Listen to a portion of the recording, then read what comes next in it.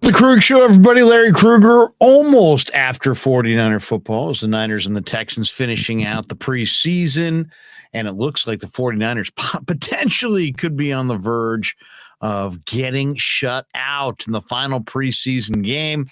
We're going to have a phenomenal show for you, though, coming up right now on the Krueg Show as we get the band rolling. Brian Smith will join us.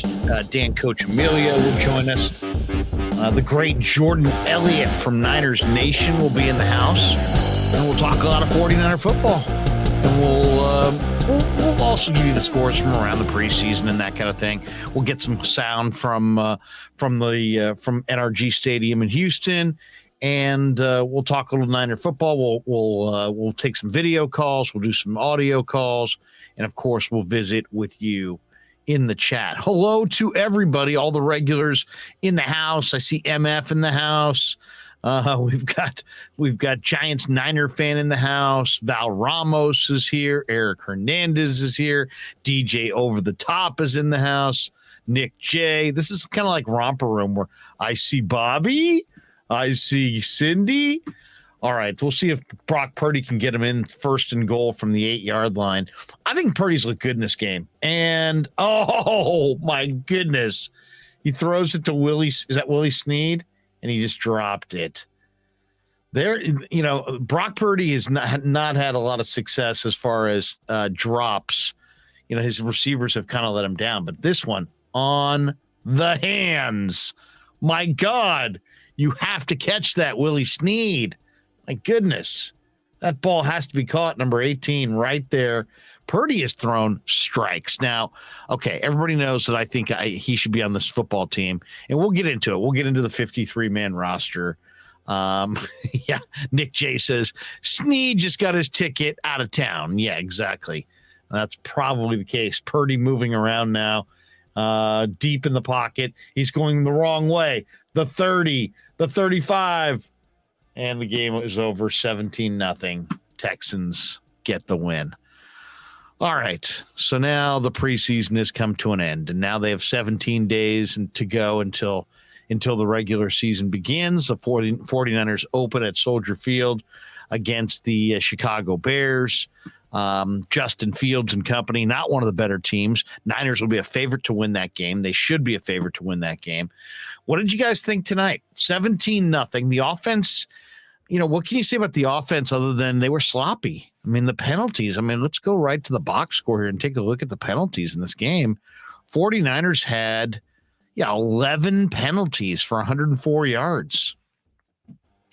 11 penalties and 2 turnovers, and that's what you get. Both Sudfeld and Purdy threw an interception. They held the Texans to only 82 passing yards, but the Texans ran it. Here's one of the questions that I think I have from watching the first half. How badly are the 49ers going to miss DJ Jones in the middle? Now, they didn't have Javon Kinlaw. They didn't have Eric Armstead. But you could run on the 49ers today, and you could run up the middle. And I'll tell you, if you're a fantasy player, man, how do you not look at that Texan running back who I really liked in the draft? Now, I had read the Rudy Feldman freaks list, and he had Dameon Pierce on the list in the preseason. And I watched Florida, and he was just another guy at Florida. But tonight, and not just tonight, this entire camp for the Texans in their camp and then in the preseason, Dameon Pierce looks good. 6 yards a carry, 6.2. And if you saw the freaks list, Dameon Pierce either squats like 7,000 pounds or he power cleans or I don't know what, leg press. He basically set records for his leg strength at Florida. And then he didn't play a lot for the Gators. I don't know what Dan Mullen was doing there. But, man, this kid is strong, and he runs strong, and they redid their offensive line. So that's the good news for the Texans. The bad news for the Niners is if you take DJ Jones off the field, and now he's a Denver Bronco, and you make Javon Kinlaw your interior guy, and Kinlaw didn't go tonight, and then you have Eric Armstead, when you get to that second group with Ridgeway and Givens, and you look at the other interior linemen they have, they don't really have that monster run plugger. It was DJ, and now without DJ, it has to be Javon. It has to be Javon Kinlaw. Simple as that. He has to be the guy. As we see in the green room, the great Jordan Elliott from Niners Nation has checked in. Jordan, good to see you, man. Hey, I was just saying that, I guess if there was a primary takeaway from this thing outside of quarterbacks, is that the 49ers without DJ Jones, if they don't have Javon Kinlaw, they don't really have that A-gap plugger. And if there was one kind of thing that we saw in this game that, wow, as Niner fans, you're just not familiar with, is another team's ability to just run it up the gut, even in short yardage. Dameon Pierce has got a lot of power. They redid their offensive line. They talked about it in the broadcast. But the Niners have dominated the A-gaps in recent years with DJ, and I think they probably will again with Kinlaw. But without either tonight, man, it's a totally unfamiliar look and not one that I think any of us want to get used to. Yeah, I totally agree. I think that Hassan Ridgeway was good depth in that role when they brought him in this past offseason. And he's been hurt for a good portion of the preseason. So I'm willing to give him a little bit of the benefit of the doubt, but you absolutely nailed it. Like, you can't have that in a regular season game where a team can just run between the tackles at will the way the Texans did. It felt like Dameon Pierce ran for 150 yards on that first drive. I know he ended up with like 37 or whatever it was, but right, every single time he was getting a touch between the tackles, it looked like they were getting 6, 7, 8 yards, Yeah, so that was my big takeaway. I mean, that, and they were sloppy, a ton of penalties. Kyle Shanahan kind of addressed it in the broadcast. And then I guess my other big takeaway is, once again, I mean, I'm beating the drum for Brock Purdy, but I thought Brock Purdy looked the best of the three quarterbacks, to be honest. I know Trey was 7 of 11 for 49 yards. He had the one sack. Sudfeld was 5 of 10, 49 yards, had the one pick. Purdy, 13 of 20, 182 yards. He also had the one pick. What did you think of the quarterbacks? How do you evaluate what you saw tonight quarterback-wise? So I actually wrote for Niners Nation, one of the things I was watching in this game was going to be that battle for the quarterback 2 spot, because it became much more of a competition than I ever expected it to be, given the money that Nate Sudfeld was guaranteed coming into this season, and the fact that, I hadn't really gotten a chance to see Purdy up close. But you were there for a lot of those practices too. Like, he has this moxie about him. He has this poise that I think is very rare in somebody who's not only a rookie, but somebody that was the last pick at the end of the 7th round. He does have some physical limitations. I think that's why he ended up being drafted where he was. But he reminds me so much of Nick Mullins, where he's this guy where despite these physical limitations, he seems to have a good feel for what Kyle Shanahan is looking for within this offense, and he seems to know where to go with the football very consistently. That throw that he had, I think it was the first series he was out there, that he had to Jawan Jennings, where he layered the ball over a defender. It looked like a hook defender over the middle of the field. He did the same thing against Minnesota last week as well. He just has a good feel for some of these throws that you wouldn't expect from somebody that is as low on the depth chart as he may have came into training camp. And I think he's made a very strong case for himself to be that second quarterback, despite the money that's owed to Nate Sudfeld in terms of guarantees. We're going to get to every aspect of this thing, but what did you think of the broadcast tonight on Amazon with Al Michaels and Kirk Herbstreit, when Herbstreit basically said, hey, why don't the 49ers approach Jimmy Garoppolo with, Herbstreit was just asking the question, not if Trey is not the future, obviously he is, but is he ready? He actually said at one point, is he ready? And then he kind of threw out the idea of some form of a restructure involving Garoppolo that would keep him on the roster. I don't know. I mean, we've heard so many things. The Niners have made it perfectly clear that they're not going in that direction, but at the same time, Jed's made it clear that if they have to, they will go in that direction. They will take on the contract or keep the contract. What's your feeling on Garoppolo? Is it like for sure they're going to say goodbye? Is there anything that could have happened tonight that would have changed that short of an injury, or is he literally there for insurance? What's your read? I think just like you said, if there's an injury that unfortunately happens, maybe that changes things. But barring that, he's gone, I think, and I think that that's the best thing for both sides at this point. He hasn't been with the team during meetings. He hasn't been practicing with the team. He hasn't been traveling with the team. And as much experience as he's had with a lot of these guys over the last 5 years, this is an entirely new group as a whole in 2022. And I just don't see how you can insert somebody right before the start of the season and expect that to be such a drastic improvement over where, Trey Lance might have some growing pains. And in terms of the growing pains, that had to have been something that factored into the decision that the 49ers made when they moved up to get him. I think Kyle Shanahan knew very well that there would be some bumps in the road with the younger quarterback. And I think it got to a point where he was like, I can either continue with Jimmy Garoppolo, we keep getting to the cusp, but we don't get across the finish line, and we could ride out this really good roster we have and then blow it all up and reset with a young quarterback 3 or 4 years down the road. Or he could do what he ended up doing, which is you take the young quarterback while you have the strong roster, which allows you to kind of take those lumps as you're getting that, young quarterback used to the NFL and acclimated to the reps as the quarterback one. I just think that this is something where fans have to temper their expectations, Larry, and they have to understand that not every week is going to be perfect from Trey Lance. There's going to be ebbs and flows during the game where he might look really good on one drive, and there might be a couple where he's not looking as polished as some people may be expecting right away. And you just have to remember, he's 22 years old, and this is his first full season starting in the NFL. It's going to look like this quite a bit. So it's almost like a blessing in a way, because I think it really tempered the expectations that people had after, that first game against Green Bay. He comes out and he throws his bomb to Danny Gray, and people are all of a sudden, thinking that this is going to be like this every week. And I think that this is much more in line with what we're going to see on a regular basis, just him kind of working things out and having those growing pains on the go. Lucas says the O-line was horrible tonight. I hate to say this because it's like I don't want to beat up on a guy that will be cut in like 24 hours. But man, Keaton Sutherland has just been a rough watch in this preseason, and it's almost like he single-handedly derailed their chances tonight. I mean, he was just getting absolutely worked up front. And, if you got a guy running free at your quarterback, they're all going to struggle. So it was hard to evaluate because Sutherland was such a consistent problem spot on that offensive line. It's just he's turned into the preseason turnstile, and it's affected things up front for sure.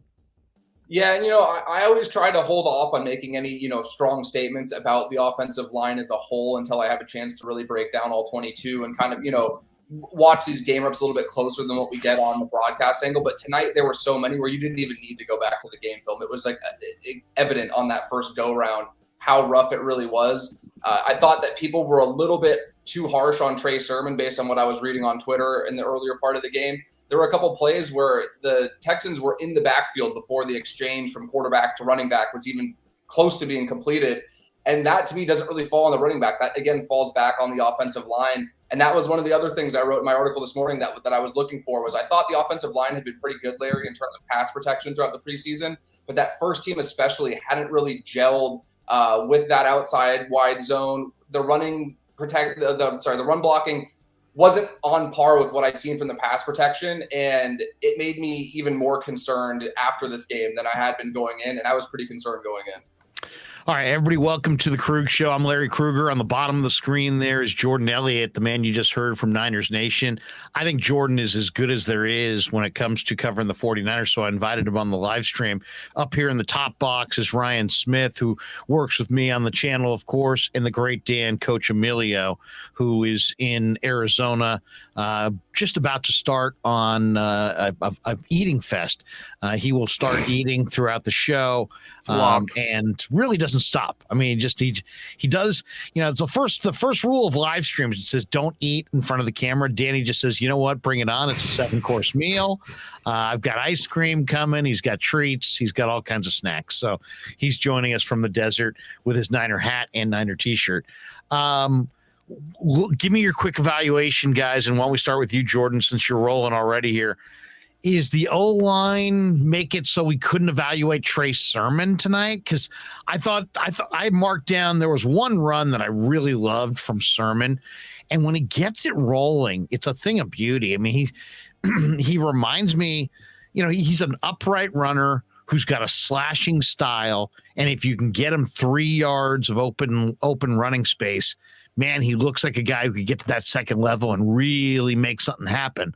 But then there's that 4th down play where he's just clearly needed to hit the hole, clearly was dancing in the backfield, negative yardage play, tackle for a loss, something we've seen really kind of too much of in this preseason. So give me your evaluation of Sermon, Jordan, and Ryan, then you, as far as, I mean, can you evaluate him? Does he make this roster? Does he not?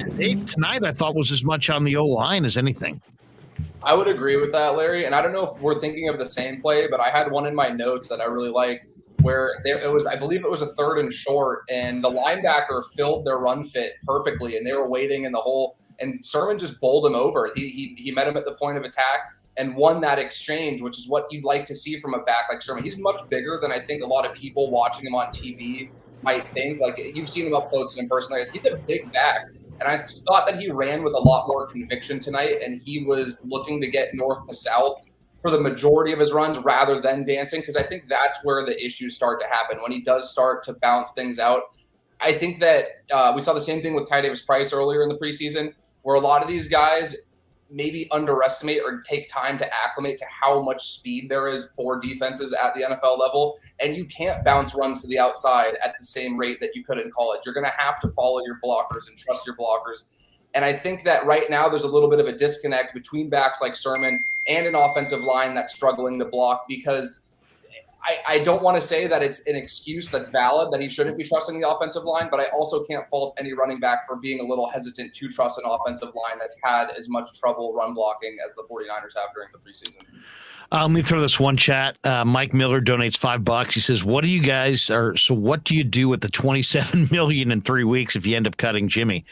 I don't know that you do anything in the next 3 weeks. You may do something at the trade deadline, though, if there's a player that comes free, or you may just earmark that money for Ayuk and Bosa and paying the young talent that's emerging on your roster. Guys, what was your takeaway from the game? Ryan, why don't you jump in? And I mean, it's preseason, so of course we have to take everything with a grain of salt. But I guess, number one takeaway, what everyone's looking for is Lance. And I don't know. He looks like a guy who hasn't played that much football. Like even Ryan Fitzpatrick said it on the halftime show. He pointed out, like, for one of the first plays of the game, he tripped over, I believe it was Wilson, just trying to hand it off. He kind of tripped up Wilson, kind of stumbled and whatever. But so it just, that's a bummer to see, because, it's preseason week 3. They're playing the Texans, a team who he actually performed pretty well versus last year. Would have liked to see, I don't know, some more explosive plays. But overall, I really don't know what to take away from this game. I agree that Trey Sermon, again, he does the thing where he dances around a little bit, and the Niners backs, just historically, it seems like the guys that work in the Shanahan offense are the guys that just, you don't even think, you just immediately hit the hole. If Juice is in there, you just keep following Juice. That's what Mitchell did last year. That's what, and then, when it goes to Jordan Mason after Sermon, it's like, it's such a big difference, because it just looks like he's not thinking. He's just running. He's just doing. Yeah, that's what I took out of it. He's their most explosive runner, in my opinion. Jordan Mason has looked good this entire preseason. He really has. By the way, Cles Limperio donates $5. He says the O-line was crap. It wouldn't be a post-game show unless people use the word crap. The O-line was crap all game long. Scary. How did the safeties look to you guys? And where was Ayuk? You rule, Larry. All right. Well, that last part is just so astute. I mean, that last point. But as far as Ayuk, there was a bunch of guys who sat, and Ayuk was one of them. As far as the safeties, it's hard to evaluate. I'll say this. I mean, there were a couple plays where Davis Mills split the safeties and put it right in between there. There were, Hufanga made one nice play that I noticed. Tarvarius Moore, I thought, made a terrific play on the ball in the end zone that Womack, probably deserved a penalty for, because he was grabbing onto him. He never really turned for the ball, but he kind of went off the back of his shoulder pads, and then Moore picked it out of the sky. That was a really athletic play. What did you think? What did you think, Jordan, as far as the Niners safeties What'd you think of the way they look? Because it is hard to evaluate them, but this is also an area where, I think they're probably going to keep 4. And, outside of Jimmy Ward, who I think John Lynch kind of stated before the game that Jimmy Ward's likely to go on IR, which means he'll be down the first 4 weeks of the year. So this is suddenly a big question mark spot. Yeah. What do you think? I think that it's just a situation where they're going to need to tread water because nobody's going to be able to come close to matching what Jimmy Ward can do for them. And that's no slight to anybody else on the roster. It just highlights how good Jimmy Ward is. I think his versatility is something that's been overlooked for years, and his ability to go line up with tight ends and slot receivers and play man-to-man. And you can leave him on an island and leave, Hufanga or Tarvarius Moore, whoever the other safety is on the field, kind of in that deep third and allow Ward to be that kind of chess piece. They're not going to have that for the first few weeks of the season at a level where you can feel remotely, as comfortable as you do with Jimmy Ward. So I think that they just need to find a way to scheme around it. And I think that D'Amico Ryans did that for the majority of last season at the cornerback position. They had a revolving door at corner, and they still were a top 5 defense in the NFL. I think that they'll be fine without Jimmy Ward for a few weeks, but it also will come back to the week 3 and week 4, they play the Rams and the Broncos. And I expect both of those offenses to kind of test the safeties vertically. And I don't think we're going to get a real sense of how much Jimmy Ward has missed until those 2 games come around. Okay, so here we are post game. Niners get shut out. The offense didn't look great. It was very sloppy. Defense clearly couldn't stop the run early. That was unfamiliar. There were a lot of young guys, flying around trying to make plays. Without me leading you guys in any direction as we go around the room here, give me the guy that to you stood out, or the guy on the bubble that to you, with the way he played tonight, is making the team. Why don't we start with Jordan and we'll go around the room that way, Danny and then Ryan. Go ahead, Jordan. Is there somebody on the bubble tonight that you think, man, I didn't think he was on the roster, but I think he's on now? I don't want to say I didn't think he would be on the roster, but I thought that Malik Turner solidified his position on the roster as that 6th and final wide receiver. And to me, it started, I know on the replay, there was a bit of helmet-to-helmet contact that probably would have been flagged if it had been caught. But I really liked his effort on special teams on punt coverage, which, as we saw throughout the course of the game, was an area that they still, year after year, need to find a way to improve on. But I thought that he, outside of that play, and I think he had a drop on a ball that was a really nice ball from Brock Purdy. He just looks like somebody that is exactly what they're looking for in that 6th wide receiver spot, who can contribute at a high level on special teams, offers some versatility after the catch. He is a lot shiftier than I think he gets credit for, and is somebody to me where he just kind of really stamped that spot as the 6th and final receiver on the team. Danny, is there somebody that stood out to you in this game that you think, man, he was on the bubble, but now he's on the roster?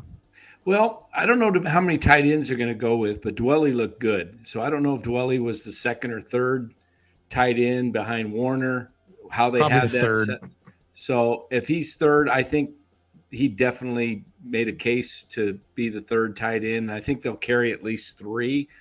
I don't know if they'll carry 4. I think I would like to see him carry that extra either running back or the quarterback. And as far as the quarterback situation, I loved what Purdy did tonight. He looked, to me, everything he did with the minus the one mistake, the interception over the middle, but his throws were on target. Even the missed balls, he just looked good. The mobility factor.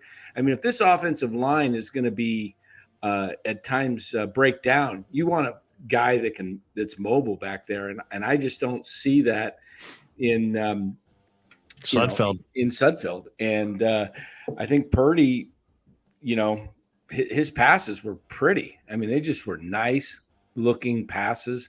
They had enough zip on them, but enough touch. So I just think he's a guy that, and I think they played him with the purpose of looking at him tonight to make that decision. Whether they're going to go. The question I would have is just would he clear waivers? Would he clear? I don't think he would clear waivers. So, there's no question to me he's shown enough to be on an NFL roster. I don't think he would clear waivers, especially after this game was in kind of a prime time window, and then the way Herb Street kept talking about him in the broadcast, and just the quarterback position is so little depth. Rye, what stood out to you in this thing? Sorry, are you saying that you don't think that Purdy would clear waivers? I don't think the Niners could slip Brock Purdy through waivers, which is the process that he has to go through if you want to put him on that practice squad. To me, he was, there's levels of the thing. And if he to me, he was too good to just say, you know what, we like him a lot, but we'll just put him through waivers and put him on the practice squad. I think he showed too much in this preseason to slip through the waivers. I think somebody would pluck him. That'd be my guess. Yeah, so as far as guys that stood out to me, it's tough for me at least. I'm not watching the O-line unless I had the all 22. I'm not really paying that much attention to the O-line play, and aside from what the announcers tell me, or really for outside of the main positions like running back, people who have the ball, those are the kind of guys that I can watch and feel like I have a good reasonable feeling on. So I'm going to go with just, instead of, nobody really honestly blew me away today. Nobody really raised their stock that much. I agree that Malik Turner's actually he's looked great since the beginning of camp. I just know that because there was 3 or 4 different times where I was like, what was his name again? Because he just kept making plays. I feel like Sudfeld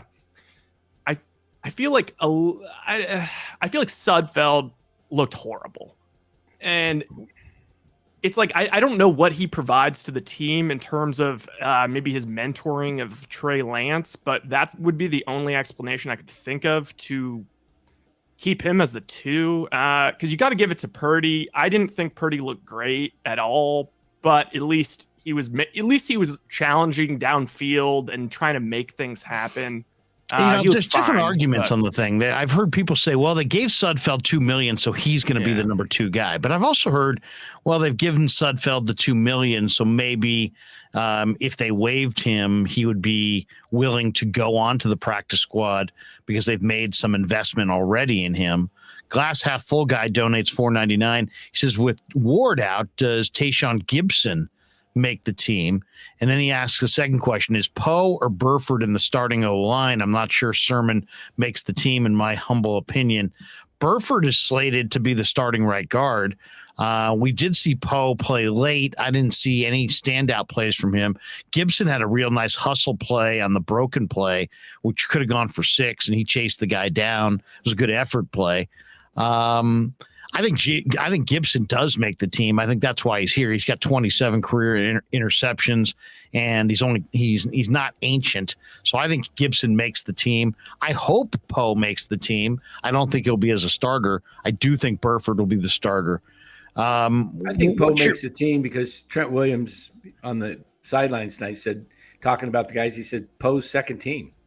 Poe's worked his way to the second team. And Poe's looked really good. I mean, we got another one here from Dakota Mule, $1.99. Says, how do you think Poe and Burford did as far as making the 53? Well, Burford, I think, is for sure on the 53. Jordan, what do you think about Poe, Jason Poe? We played a cut on our pregame in London that we went with earlier today about from Trent Williams this week, and he's like, he's strong as an ox and quick as a cat. I mean, when you're strong as an ox and quick as a cat, those are good traits. You know what I mean? What's your assessment of Poe and where he sits on this roster? Because it's a deep roster and every spot is vital.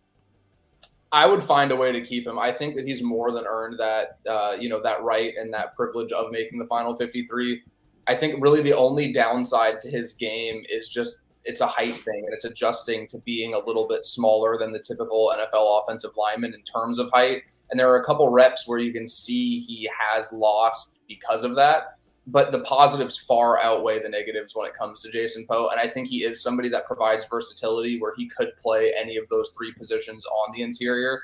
And, there's that saying that's as old as the sport of football, that low man wins. And being a little bit smaller, you can see how much he's able to out-leverage his opponents. And I'm sure you noticed the same thing you and Ryan did at camp. Like, even just in the one-on-one battles they were having with the defensive line, against a really good defensive line, I might add, he was stonewalling guys, and they weren't getting an inch on him. And I just think that the upside there is too high. I think he is somebody where, because of his size, teams might not be willing to take the same chance the 49ers did if he did go through waivers. but I wouldn't even risk it and let it get to that point. I think that he's somebody that you could have as kind of a utility piece in the present. And I don't see why he couldn't be developed into the center of the future going forward. I think he'd be fantastic in that role. And I think that if they allowed him to be a depth piece to start out, there wouldn't be too much on his plate and he could grow at a comfortable rate into that starting role, maybe as soon as next season. Well, I'll tell you what I see, and I definitely want your guys' thoughts on this as well, guys. But when Poe sets his feet and fires those hands and he kind of bows his back, in pass protection, even against Kinlaw, who might be as powerful and as destructive an interior guy as there is in this league, he gives no ground. And then you look at the quickness, and the quickness is really there. And even though he's short, he's still got decent arm length. He's got unbelievable strength, and he is a really, really quick athlete. That's, to me, I wish the 49ers had a little bit more confidence in their young guys. I think I would go Banks, Poe, Burford across the middle. Now, I know what I'm saying there. I'm saying rookie. Banks is essentially a rookie, and the other two guys legitimately are rookies. But if you're really trying to establish yourself with Trey Lance, I think that's your most powerful, strongest group as far as if you want to run up the middle. And I think that's a powerful group if you want to pass protect, because I think Poe is quicker than Brunskill or Brendel based on what I've seen. It's a projection, I realize, and it's a little bit of a roll of the dice. It's an investment, but man, that's the way I'd go. I'd go Trent Williams and McGlinchey, and then left to right, Banks, Poe, and Burford, and just lean on Chris Forster to coach him up, because I think those are your best athletes. And I think that's your best chance to succeed both in the pass game and in the run game. I know that's dramatic because there's a lot of young play. That's a young interior behind a really young, inexperienced, in front of a young, inexperienced quarterback. But I think I would just put my best talent on the field and try to coach him up as fast as I could. Rye, what do you think? What's your guess on the best O-line for the Niners? I mean, I'm right there with you. I love the idea of those three young guys growing and maturing with Lance and just, gaining chemistry and whatnot. I think that sounds great. Also, I was going to say, in terms of like clearing waivers and Poe being a little bit short, if I was Cliff Kingsbury, I'd be like, you know what, put that guy in front of Kyler. that would be an interesting little situation for a guy who can't really see over the line all that well. But anyway, yeah, I mean, Burford, I'm of those three that we mentioned, Banks, Poe, and Burford, I'm most confident in Burford just because he essentially won the job seemingly in minicamp, and he's just rolled on as the right guard and doesn't seem to be changing. However, today he had a rough game today.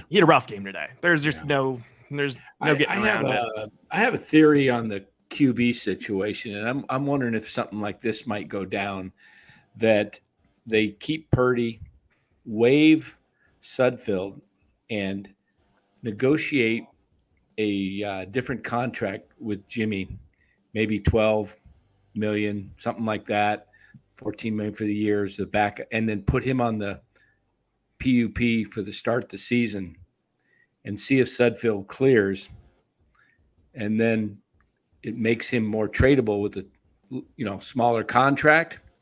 If they decide to trade him, if Sudfeld clears, gets on the practice squad, but if Sudfeld for some reason doesn't, you still got Jimmy there. Now you got Jimmy as your backup. It would take a huge negotiation. Jordan, it's an interesting concept that Danny's bringing up, because he's right. It's kind of kicking the can down the road.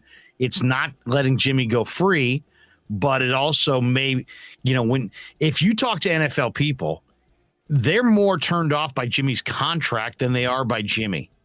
And I just think that Danny's right. If you could renegotiate that thing, I don't know that Don Yee would have any interest in that. I don't know that Jimmy would have any interest in that. But if you could make that move in October, at the trade deadline, you might be able to move him for something of significance, especially if there was an injury. It would take quite a negotiation.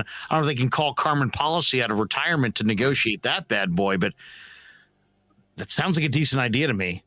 I think ultimately, a restructure is absolutely not only within the realm of possibility, but what will ultimately happen. But if I'm Jimmy's camp, I'm not doing that with the 49ers. I'm doing that with whatever team that they find as a willing trade partner. And I'm working directly with them because I think at the end of the day, the leverage that Donnie and Jimmy Garoppolo and that camp still have is having a say in where he goes based on what they're willing to do with that contract. He might go to a more favorable destination and be willing to take less money as a result. But if you do that restructure with the 49ers prior to that, you kind of limit, in my opinion, where you might be able to end up going. And just like you mentioned, teams aren't necessarily turned off with Jimmy. They're just turned off with giving Jimmy 27 or 26 and a half, whatever his contract is this year. And I think that ultimately the 49ers aren't going to bring him back, not because of his play on the field and not because of the money, but because of the message I think it sends. I just think it's a situation where it's like, imagine, you're in a happy new relationship and you still have your ex living in the basement. Like, no matter how well you might be able to rationalize everybody getting along, it's going to be uncomfortable. And I think that they're going to do whatever they can to keep Trey Lance and this team looking forward and not peering back in the rearview mirror at the last few years with Jimmy. These guys have been through a lot of battles with Jimmy, and I just think that it's too much. Like, these guys are human beings at the end of the day, and I think it's too much to ask, both mentally and emotionally, for these guys to deal with another year of quarterback controversy. I did say it was a tough negotiation. I mean, that would be a tough negotiation, honey. Look, it's going to be fine. And, I'm with you now. I was with her, but she's got that room down the hall. It's going to be fine. I'll sleep in the basement on the weekends. And no, it actually is. It's like you had an apartment on a year, ironclad year lease, and you have 3 months left, but you just broke it off. So now you're. Dakota Mule says, here's $4.99. I'm with you, Krug. Purdy's a keeper. Glass half full guy goes $4.99. He says, do you guys have any hesitation with potentially having a rookie quarterback like Brock Purdy backing up Trey Lance over a veteran? I just think these are labels, really. I mean, Brock Purdy, for all intents and purposes, is the veteran. Right, and you actually heard Herbstreit talk about it in very concrete terms. He's like, hey, look, I mean, it really helps when you're watching film, because Brock Purdy's, for every situation that comes up on film, if Sudfeld and Trey and Brock are in the room, the guy who's probably actually seen it in a game is Brock. The other thing about Brock is that it just seems like there's an awful lot of the pushback on Brock Purdy because he's played great. I mean, let's talk about this game. His numbers were 13 of 20. He really was going to be 14 of 20 for probably close to 200 yards and a touchdown if Snead just catches that absolute perfect ball in the back of the end zone. So he had really good numbers tonight. He's had good numbers throughout the preseason. Could have been picked though. Also, his QB rating was, but also there's that one early in the game that got dropped. Yeah, his QB was 73. Had that touchdown gone through, it probably would have shot up to over 90. But I mean, I kind of view Purdy as like a dream candidate. Why? Because he's cheap. He's a quarterback on a rookie deal, but because he's made 45 starts or whatever it is career at Iowa State, he's kind of more like a veteran quarterback. I will say this: he throws the guy throws dimes. How many times tonight did we see him either in bad situations, behind the sticks, big third downs, and he surveys the field and stays calm and throws strikes? I mean, so I don't know. I think Niner fans are a little negative on Purdy because when you watch him from the TV copy, the first thought you have is, oh, he's 2022's version of Nick Mullins. But I think if you do your homework on Purdy as the player, you're going to find that this guy is not Nick Mullins, that he's far more accomplished than Nick Mullins. He had a better 40 time than Jimmy. Jimmy was 23 and 22 in college. This guy's like 31 and 14. This guy played in the better conference against better competition. Jimmy played at an FCS school. Jimmy had 53 touchdowns or something like that in his final year to have great stats. But Brock Purdy had a higher quarterback rating. He had a higher completion percentage. And he just looks more accurate. And he's very, very calm. So let me ask you guys this. I would either keep 3 or I would not expose. I'd rather waive Sudfeld and take a chance that he gets through waivers. Because if you ask me, just forget everything else. Which quarterback's more likely to get through waivers? I don't think there's any doubt. It's Nate Sudfeld. Yeah. Do you guys are we in agreement on that, or do you think I agree? I agree. What do you think, Jordan? I mean, do you think he gets picked up? Do you think do you think there's a market for Nate Sudfeld? Because I don't know that I see one. I honestly think either of them would get picked up, and I don't think it would necessarily be just purely based on ability, but I think just having like any of the divisional rivals being able to pick up one of those guys and be like, you know how that goes in the NFL. You cut somebody a quarterback with that kind of understanding with the playbook. Espionage. Exactly, and I think you risk that with either of them.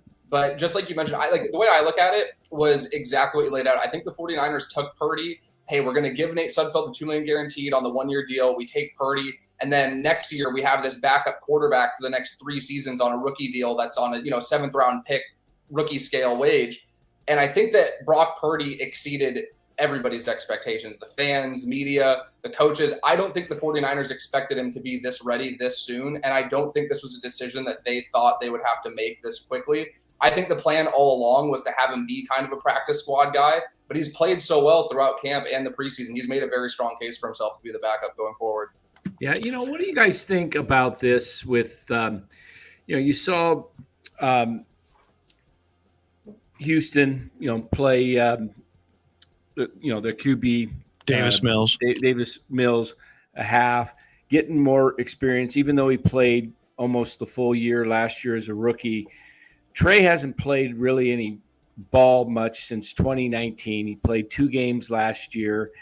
So I'm wondering if Kyle did the right thing in only playing him basically what's equivalent to a little over a quarter in all 3 games, because he played 3 or 4 series against Green Bay, nothing in game 2.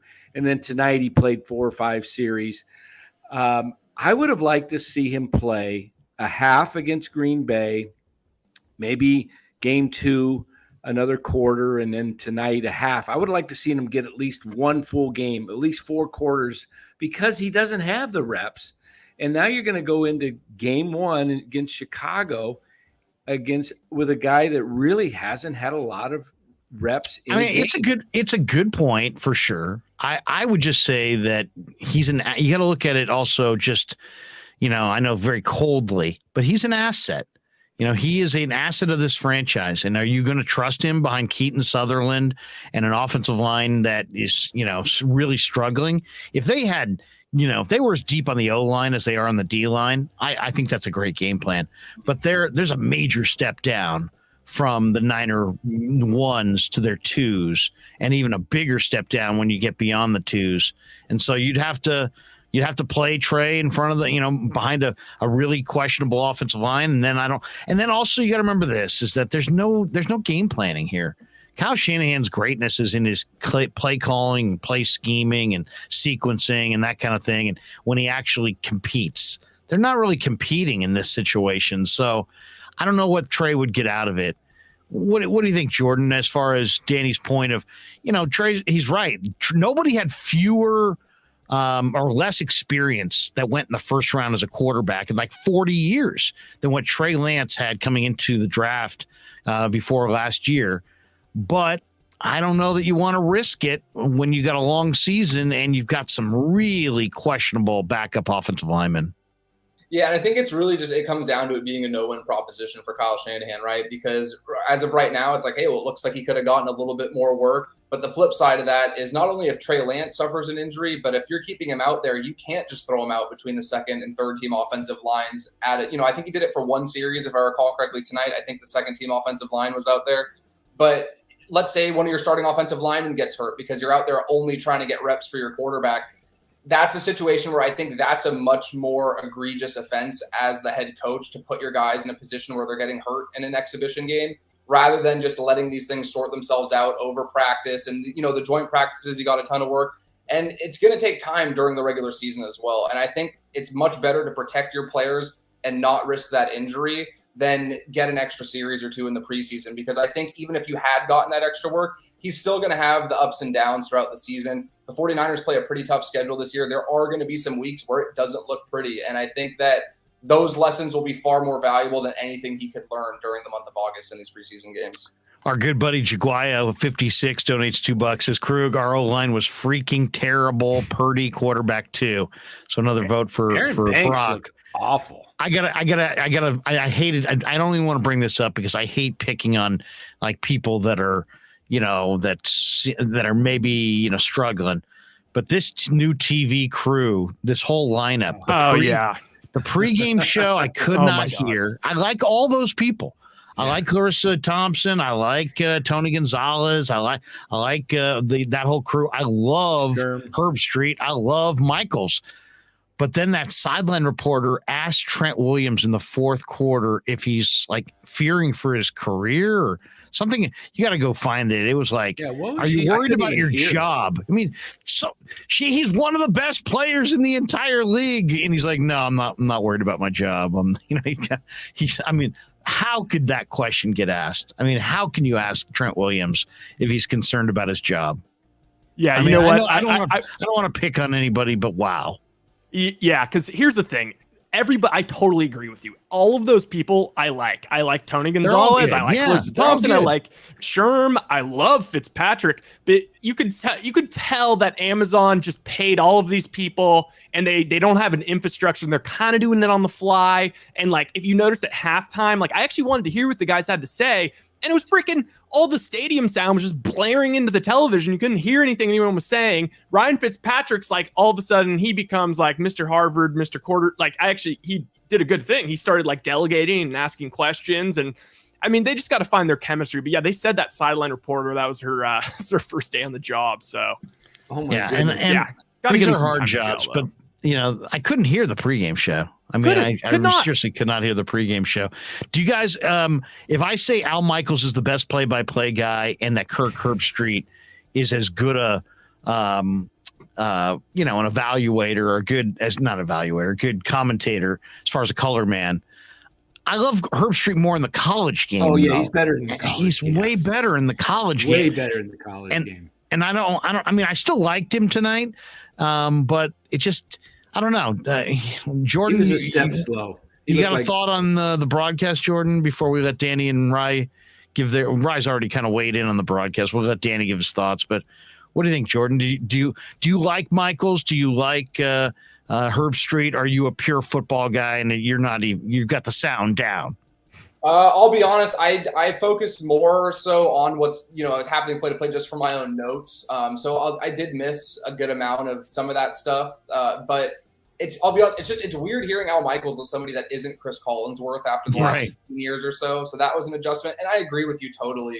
I think that it was the same thing where like I know Brent Musburger's been around for a long time, but in my lifetime, I always associated him with the biggest games in college football, and hearing him call Raiders games, it just never really registered for me. So hearing Kirk Herbstreit call NFL games, there's just something where my brain hasn't really caught up yet, if that makes sense, where I'm like, it just doesn't really feel right. And I think Kirk is very good at what he does, but I also think that it's so hard to be so absorbed. Like, it's almost like two entirely different sports. I know it's still the sport of football, but covering college and covering the NFL are two totally different things. And I think that it's unfair to expect Kirk Herbstreit to just hit the ground running and have this, wealth of experience that maybe somebody like Al Michaels has after doing this on the biggest stage for the last, few decades. So I think there'll be some adjustment. But yeah, I definitely feel like it was just strange. It didn't feel, it felt very different than what I'm used to. Yeah, no question. Yeah. When I was watching, what were you going to say, Danny? Well, when I was watching, I was thinking the game was on NFL Network. So so I missed the first drive. And then when I finally got tuned into, it's on Amazon. So I got on and I'm like, I'm listening. Al Michaels. I'm like, who's that voice? I know that voice. I know that voice. And then I go, it hit me. Kirk Herbstreit's on. And then I'm thinking, dang, he just doesn't have it in the NFL. You could tell he was really unsure of himself. Like, you got to give him, you do have to give him a little bit of time to build the chemistry. It'll take time. I have no question he'll catch up. But he talks a lot of quarterback. I mean, he talks a lot of Purdy because he knows Purdy because And he just saw Purdy a lot in college. Cless Limperio donates $5. He says, Niner Nation, dude on fire with your takes. Thanks, fellas. And y'all did Al go to Thursdays? Is this going to be the Thursday night team? Is that what the Amazon team? Yeah, it's Thursdays. I think so. Okay, so the Al's on Thursdays. Wait, what's the Monday night? The ESPN now? It's Buck? It's what? Is Buck on Monday Night Football? Yeah, now? it's Buck and Aikman. Buck and Aikman. Dakota Mule donates $1.99. He says Max did also play well. Max, who's my Max? Max Muncy. I'm not getting that one. Why was Herbstreit bringing up the Jimmy G's record again? LOL. So tired of people bringing that up for the 1,000th time. It is tired. My God, that's a stat from seriously, someone needs to bury that stat. I mean, it's like, we get it. Here's one that I think is really interesting, and I want you to get your guys on it, or your opinions on it. Nick J says Lance might take 2 to 3 years to figure it out. Guys, if Trey Lance took 2 or 3 years to figure it out, that would be both normal and a 5-alarm fire in Niner land with Niner fans. Would you guys agree with that? I mean, I'll say this. I love Niner fans. I grew up a Niner fan in the Sunset District. Most of my dad was a Niner fan. My whole family, they're Niner fans.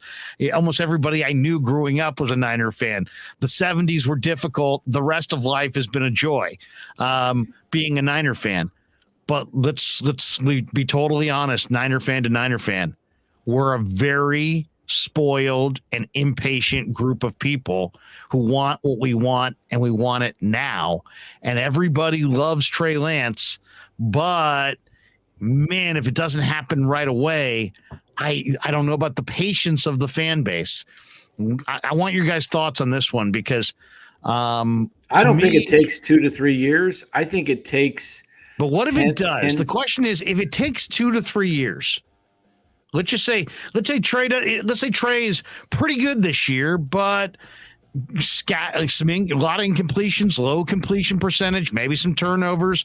They didn't score any points. You know what I mean? Ultimately, it's about points. They didn't score any tonight. Now, granted, they didn't have their regulars and they weren't scheming. But let's just say what Nick says is absolutely true, that it's going to take 2 or 3 years.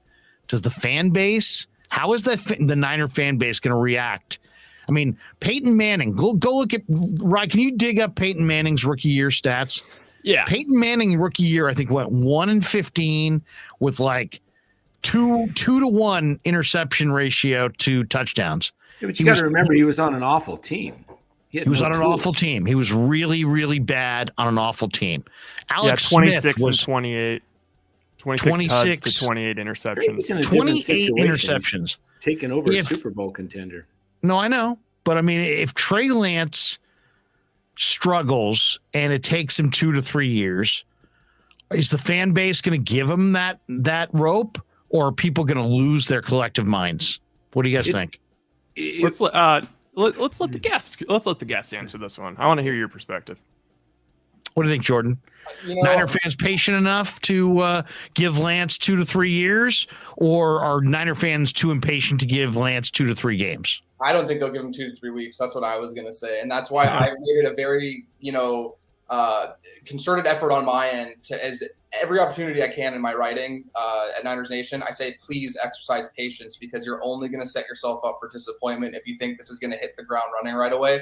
Let's say it does take 3 years before he really hits his stride. Guess what? You have a 25-year-old quarterback with one of the brightest offensive minds in football calling plays, which is a recipe for sustained success. The downside to this all, and this is what really makes this whole equation really interesting, is that you're inserting this variable in the young quarterback who might need time into a roster that I would say is top 3 at worst. The only 2 rosters in football I would say are objectively better are probably Tampa Bay and Buffalo.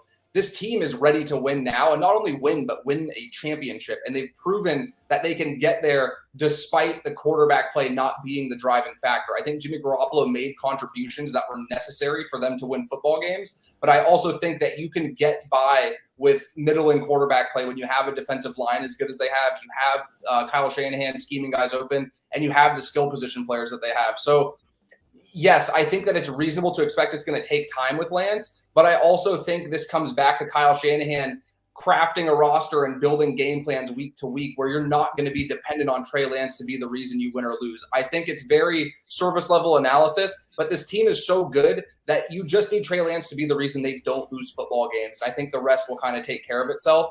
And over time, maybe in 3 years, he's the reason why you're winning every single week. Just as long as that's not the case right away, which it shouldn't be with how talented they are, they should be winning 10 games in their sleep with how talented this roster is, which is very good for NFL standards. I know people want Lombardis and they want Super Bowl trophies. If you can consistently be a team that's winning 10 games a year and you're in the playoffs and in contention every year, that's the kind of culture you want to build moving forward. Good point. I kind of look at this year. I think you're going to see two different Trey Lances. I think you're going to see more of a conservative Jimmy Garoppolo type quarterback in the first 9-10 games. And then as he starts to really get it and reading defenses better, seeing what everybody's throwing at him, because he's very bright and he's a great guy on film. He's always looking the film. And I think you're going to see a breakout more in the second half where Kyle opens up the offense a little bit more. I think Kyle will set him up the first half, maybe 10, 11 games to just, be conservative, not try and throw too many wrinkles at him. And then, and I think that bodes well also for the Niners to kind of mix it up a little bit and throw different schemes the second half at people that they haven't seen. And that offense could come playoff time. You want to be peaking and having that explode. Remember that one year, the Niners, they might not even have made the playoffs the one year. I think it was like 80.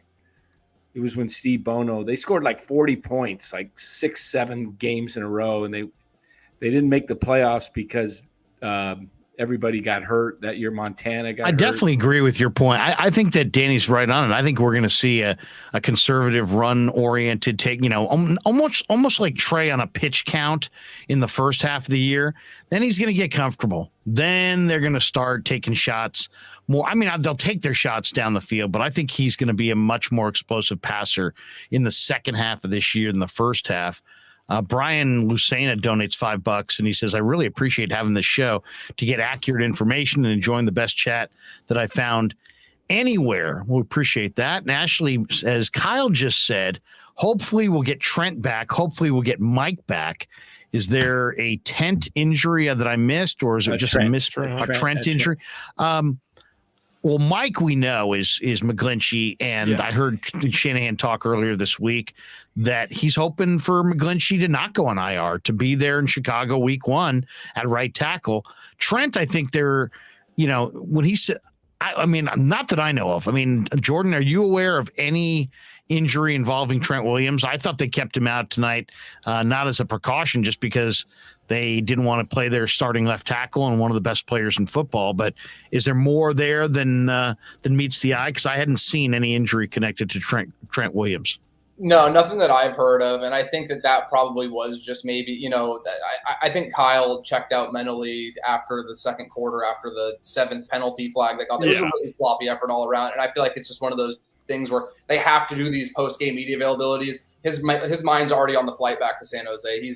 Again, I say that with all due respect to Kyle Shanahan. He's obviously there and participating, but I think mentally he's just so over the preseason and ready to embrace these next couple weeks heading into the season that it would be a much bigger story if there was an injury to Trent Williams. I think we would have heard about it. Jordan's dead nuts on. They actually even they had a little comment about it, about how in the pre-game meeting or whatever with Kyle earlier in the week, essentially, the sideline reporter, she was like, I'm sorry, but I do need to interview you at the turn going from third to fourth quarter. And he basically said, I apologize in advance because I get in a zone and I'm going to be really surly. And they were expecting kind of like a Greg Popovich type situation. And instead he just kind of gave kind of a candid blah, this is one more quarter for all these guys to try and win their jobs. And it seemed like he was just checked out, not at all locked in. Also, it just on the Trey thing, I never said my thoughts. Yeah, on 2 to 3 years, if it takes 2 to 3 years. Okay, from the time they drafted him, I always thought that he was a year away from being a year away. So that would mean this year is going to be a work in progress. And hopefully by the time we get to playoffs, he's, I don't know, 90. His different skill sets will combine together to be like 90% of Jimmy Garoppolo. Or, I mean, I feel like he could get to a level where maybe like Jimmy was when Jimmy had the hurt finger and whatnot in the shoulder last year in the playoffs. But that's part of why I hate the Jimmy G slander so much. And I'm a guy who really values what Jimmy brings to the table. I think he's like a top 14, top 15 quarterback in the league. And all of this dragging down Jimmy, what it's done is it's basically everybody says, oh, well, I mean, anybody could be back there and just hand it off a million times. Look at them in the playoffs. Oh, Jimmy almost threw all these picks, blah, blah, blah. Anybody could be back there. Put in Trey. And it's like, all right, well, now Trey's going to play. We said last live stream about the Niners, we all agreed that this is the most talented roster that they have outside of quarterbacks in the Shanahan era. So now all of a sudden there's going to be immense pressure on Trey to try and reach that level that everybody was, saying that he is at or whatever. There's just no way that he's going to be able to live up to the hype that everyone has. There's no way that everybody talking about him for MVP and whatnot. That's just people throwing darts in the air and hoping it lands. Because if it lands, that's something they can brag about for the next 25 years. I think that what's going to end up happening is the O-line's going to get a bunch of crap. If Trey's not playing well, it's going to be all ripping the O-line and they didn't do a good enough job putting a roster around him. Then it's going to be, oh, Shanahan's play calling, doesn't understand how to call plays for Trey. Oh, can you believe it? Blah, blah, blah, blah, blah. And then it's going to get to a point where I think that people are going to turn on Shanahan. They're going to turn on Lynch and the fan base, and there's going to get momentum, which is stupid because I think Kyle's probably, if you drafted the head coach you want for the next 10 years in the league, I would pick Kyle number one. So I think that there's no way we have patience for 2 to 3 years. I think this thing, if Trey is not at least showing flashes and we have to be winning games. And if that's not happening, things are going to get ugly in Ninerland. It is going to be interesting because it is an impatient fan base, and yet he's a talented quarterback, but he's a really, really inexperienced quarterback. And I said it on draft day, the day they traded for him. In some ways, Kyle Shanahan called his own bluff because he really hasn't taken the young quarterback from A to Z and done it all, coached him up. People can say RG3, but that was just such a shooting star. He had a good season, then he got beat up. He never really, got anywhere close to that level again. I don't know that that's an apt comparison, but in some ways, Kyle Shanahan has taken the biggest talent, and he's the best play caller, or at least among the best play callers. Everybody knows that. But can he coach up a young quarterback through the rough spots? And I thought it was really interesting that his quarterback coach was Brian Griese, because Griese played in the league and obviously knows the league greatly, but he also has never coached a quarterback. And so you kind of wonder how that's going to go. Dustin the Gale donates $4.99. He says, as long as he, and he's talking about Trey here, shows steady progress throughout 3 years, the fans would accept him. I think linear progression is more likely than needing 3 years. We've got one more here of the super chats from Dakota Mule, who donates $1.99. He says, Mason, my mistake. He showed well. I think he said Trey Sermon before, but he meant Jordan Mason. I thought Mason looked good as well. Glass half full guy donates $4.99. Says this hasn't gotten a ton of run, but do you guys see Vic Fangio coming in next year if D'Amico leaves for a head coaching job? That's an interesting one because I believe Vic has always coached the 3-4, and the Niners seem to be pretty wed to Chris Kocherik in that 4-3, wide 9, shoot up the field, play the run on the way to the quarterback. That's an interesting one that I've gotten in a couple different spots. So I'll throw it to you, Jordan. What do you think? Vic Fangio was seen in the May minicamp in Santa Clara watching practice. He's got a great relationship with the York family. He's out of a job right now. He's still getting paid. A lot of speculation that if D'Amico, who probably should have gotten a head coaching job this year, but if the Niners have a great D, and it looks like they will, and D'Amico gets a head coaching job, Fangio might shoot to the top of the list, but then can Fangio switch to a 4-3? Can he mesh with Chris Kocherik? What do you think? I think it would be the best possible outcome, and I agree completely. I think D'Amico Ryans is a brilliant football mind. He has every quality you'd hope for in a head coaching candidate, and I think that there is no logical outcome where he isn't taking a job somewhere after this season coming up right now. And there's nobody that I would rather have if I'm the 49ers to take over that role than Vic Fangio. I do think that personally, the base defense preference is something that doesn't matter as much now as it probably would have 5-10 years ago. I think the way that football is kind of shifting towards being positionless and it's being spread out a lot more 11 personnel, a lot more 3-4 wide receiver looks. You're going to be in sub packages 65 to 70% of the time anyway. So I think the main thing is really just the Fangio staples, like having that gap and a half responsibility on the defensive line and running a lot of quarters, half coverage. Like, he is somebody who is so innovative. And it's so funny because we talk so much about the Shanahan coaching tree on offense and how all these successful offenses are stemming from that Shanahan outside wide zone, Gibbs coaching tree. But if you look at the defensive side of the ball, I think it was 4 of the top 10 defenses last year ran some form of Fangio's defense and or worked under Fangio. He is the equivalent of this Shanahan scheme on the defensive side of the ball in terms of being that innovative scheme that really is setting the tone for the rest of the league. And who better to have running the show than the person who's the architect behind it? I think having Kyle Shanahan and Vic Fangio on the same staff would be a duo that would be unmatched anywhere else in the NFL. That you would have the best offensive mind and, in my opinion, the best defensive mind on the same staff with a Super Bowl caliber roster. The sky would be the limit for them. Oh, yeah. And it might be one of the reasons he's at camp right now. Maybe they've got, they're planning for next year. Yeah, no, absolutely. And then, of course, when you see him there, that always leads to the speculation. All right, let's go around the room. What is, now that the preseason's done, there's a couple more questions I wanted to get your guys' thoughts on. The primary one is we've now seen, mini camp, training camp, and 3 exhibitions, and that's all we're getting. The next time the Niners hit the field would be Soldier Field, week 1, September 11th. Trey Lance going against Justin Fields in a game that, just because of the draft position alone, makes it all the more interesting, though the Niners are a favorite to win on the road. That all being said, what is your number one concern for the 49ers going into the regular season? We're not going to see them on the field with any meaningful, outside of practice, which we're not going to see a lot of, by the way, going forward. But number one concern tonight, for example, the run defense looked leaky. We saw Ray McCloud juggle a kickoff return. To me, his 6 fumbles last year is kind of a concern the more I see him handle the football. The O-line, to me, is a concern. Trey's accuracy is a concern. The lack of safety depth behind Ward and Hufanga is a major concern to me.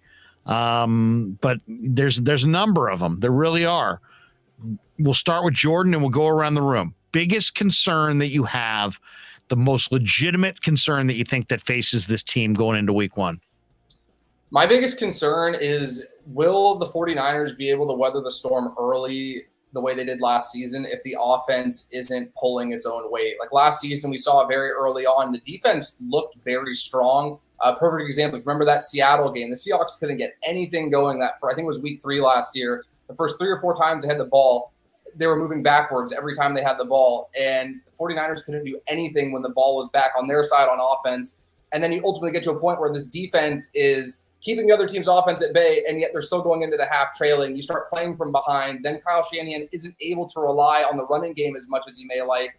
And then just in the bigger picture, too, the offense as a whole took a lot of time to get going. Week 10, when they played the Rams at home, was really when they hit their stride. Debo obviously getting utilized in the backfield was kind of the catalyst behind that spark that the offense needed. But a lot had to go their way, and they still had to find a way to win a game that was pretty improbable the way they won it on the road in Week 18 to get into the playoffs. I don't know that they have that same leash this year in terms of taking that much time to really find their footing. I think defenses, as we always see every year in training camp, they tend to be more prepared to start seasons and to start preseasons because they're reacting. They're not initiating the action in a given play. I just am concerned that the offense won't have the same leeway to take the time to find their footing, but you also have a young quarterback who's going to need time. And where do you strike that balance of not overcomplicating things for Trey Lance, but understanding that you don't have 7 or 8 weeks to figure it out. You can't go into the, midway point of the season at 3-5 the way you did last year. Rye, what's your number one concern going into Niners Bears? I mean, everything comes down to Trey. Just when I think back to 2019 and even last year, so pretty much the years when they made deep runs, there was plenty of times throughout the year, 2019, where Joe Staley was out and McGlinchey was out, and Shanahan is smart enough; he will scheme it up. It doesn't really. I mean, offensive line obviously matters, but we can survive an offensive line injury for a little bit. It's the same thing with safeties and cornerbacks. We've seen it. Last year, we were the only team to be top 5 in defense and top 5 in injuries to defense. I think that both D'Amico and Kyle are so smart. I think that, obviously if Trent goes down, that's an issue, but for the most part, I think we can weather the storm injury-wise. To me, it comes down to Trey, and early in the year, can we at least just get a rhythm going? Because the defense is going to be so excellent. What I'm really worried about is these drives where, it's just like a little 2-3 yard pass that Trey needs to make, and maybe it's a little low, and then it's incomplete, and like all of a sudden, we're giving the ball right back to the other offense. And all of a sudden our defense, we're not playing complimentary football, and our defense is getting gassed, because our defense will be excellent. Their defense will be excellent. But I guess my entire concern is just around, can Trey play within himself and not try and do anything too insane? Danny, biggest concern for the Niners going into the season? Well, Ryan kind of touched on it, and it really comes down to health with some key areas, and that would be Trent Williams staying healthy and the safety position. I think they have the depth in the corners, but if they lost 1 or 2 safeties and something with Trent being out with a rookie quarterback in the sense, that would be very difficult. Your blind side protection, that's probably the biggest concern. I think Kyle will have good enough schemes going into the games to do what he kind of did last year, in a way where he basically kind of put a leash on Jimmy on many situations. Throwing the ball long, or over the middle, or whatever, 20 yards plus. I think the opposite might be true, in that you might see Trey start out that way with those rollouts and short passes to the tight end or the receiver to get rhythm, and then he'll open it up for him where it's 15, 20 yards over the middle or outside the numbers. But I think Kyle will play that up. I think the key is going to be health to certain individuals. You're going to have injuries, can't stop it. You just don't want something devastating to your stars that knock them out for a long period of time. Flav donates $4.99. He says, sorry, but Trey looks the same. Inaccurate, slow release, 3.2 second release time today. Not hitting guys in stride. This team is really going to struggle on 3rd downs and 4th downs. Okay. I would say my biggest concern is Kyle has a lot on his plate. He's the play caller, he's the play sequencer, he's the offensive coordinator. He's very competitive. When teams start to score on them, he starts to call more pass plays, goes away from the run. They got a real powerful run game, but they also go away from their run game quite a bit in key moments, because Kyle wants that quick score. He wants to answer when another offense, scores against his defense. My concern is, does Kyle start to call kind of a low percentage down the field passing attack if the defense starts giving up some points early? more than what we think. If the Niners defense gives up some points and, does he stay with a Trey on a pitch count and a run game and play action off of it? Or does he, all of a sudden we're seeing 35 passes? And then the question I would have is, if Trey somehow, because Kyle's trying to keep up offensively, if they take lower percentage shots and he starts to get sacked and he starts to turn it over and he starts to struggle, will Kyle Shanahan pull Trey Lance out of games this year, any game, when he's 100% healthy? And what will that do to Trey if, let's say, they go to a Brock Purdy and Brock Purdy brings him back in the second half? And now people are calling up sports radio on 95.7 The Game, and they're saying, you know what, Jordan Elliott, I think it's time for Brock Purdy. And then all of a sudden there's that drumbeat of, you know what, the other guy. But the bigger question is, how does Trey react if Kyle Shanahan is forced to pull him out of a game this year when he's not hurt, when he's just ineffective, or it's not happening? Or it's like this game where whatever, you have no points. You know what I mean? And no point speaks louder than almost anything. What do you think, Jordan? Could you envision a game like I can where Shanahan, just because Trey's either not seeing it or it's a low percentage, they're done away with the run attack and there's no play action available and he's under rush and it's starting to spiral? Will Shanahan stick with him and let him, and is that the right move? Will he pull him? And if he pulls him and Purdy plays well, or pulls him and Sudfeld is the quarterback and he plays well, how does Trey react the next week? How does he bounce back from that? To me, I could picture that happening. I could picture, a game where Trey is maybe throws one pick, maybe throws another pick because it gets tipped. Maybe they're doing okay, but now all of a sudden it's, Kyle gets impatient. Now there's more downfield throws and maybe he's getting sacked and he's not making completions. And then all of a sudden it's early third quarter and they're down 17 and Kyle says, you know what, I'm going to pull him for the backup. How's Trey going to react to that? I think that Kyle has made it very clear that he personally doesn't care about the outside noise. He made that very clear with how he handled the entire situation since they drafted Trey and made that move to move multiple first-round picks to get in a position to obviously replace Jimmy Garoppolo.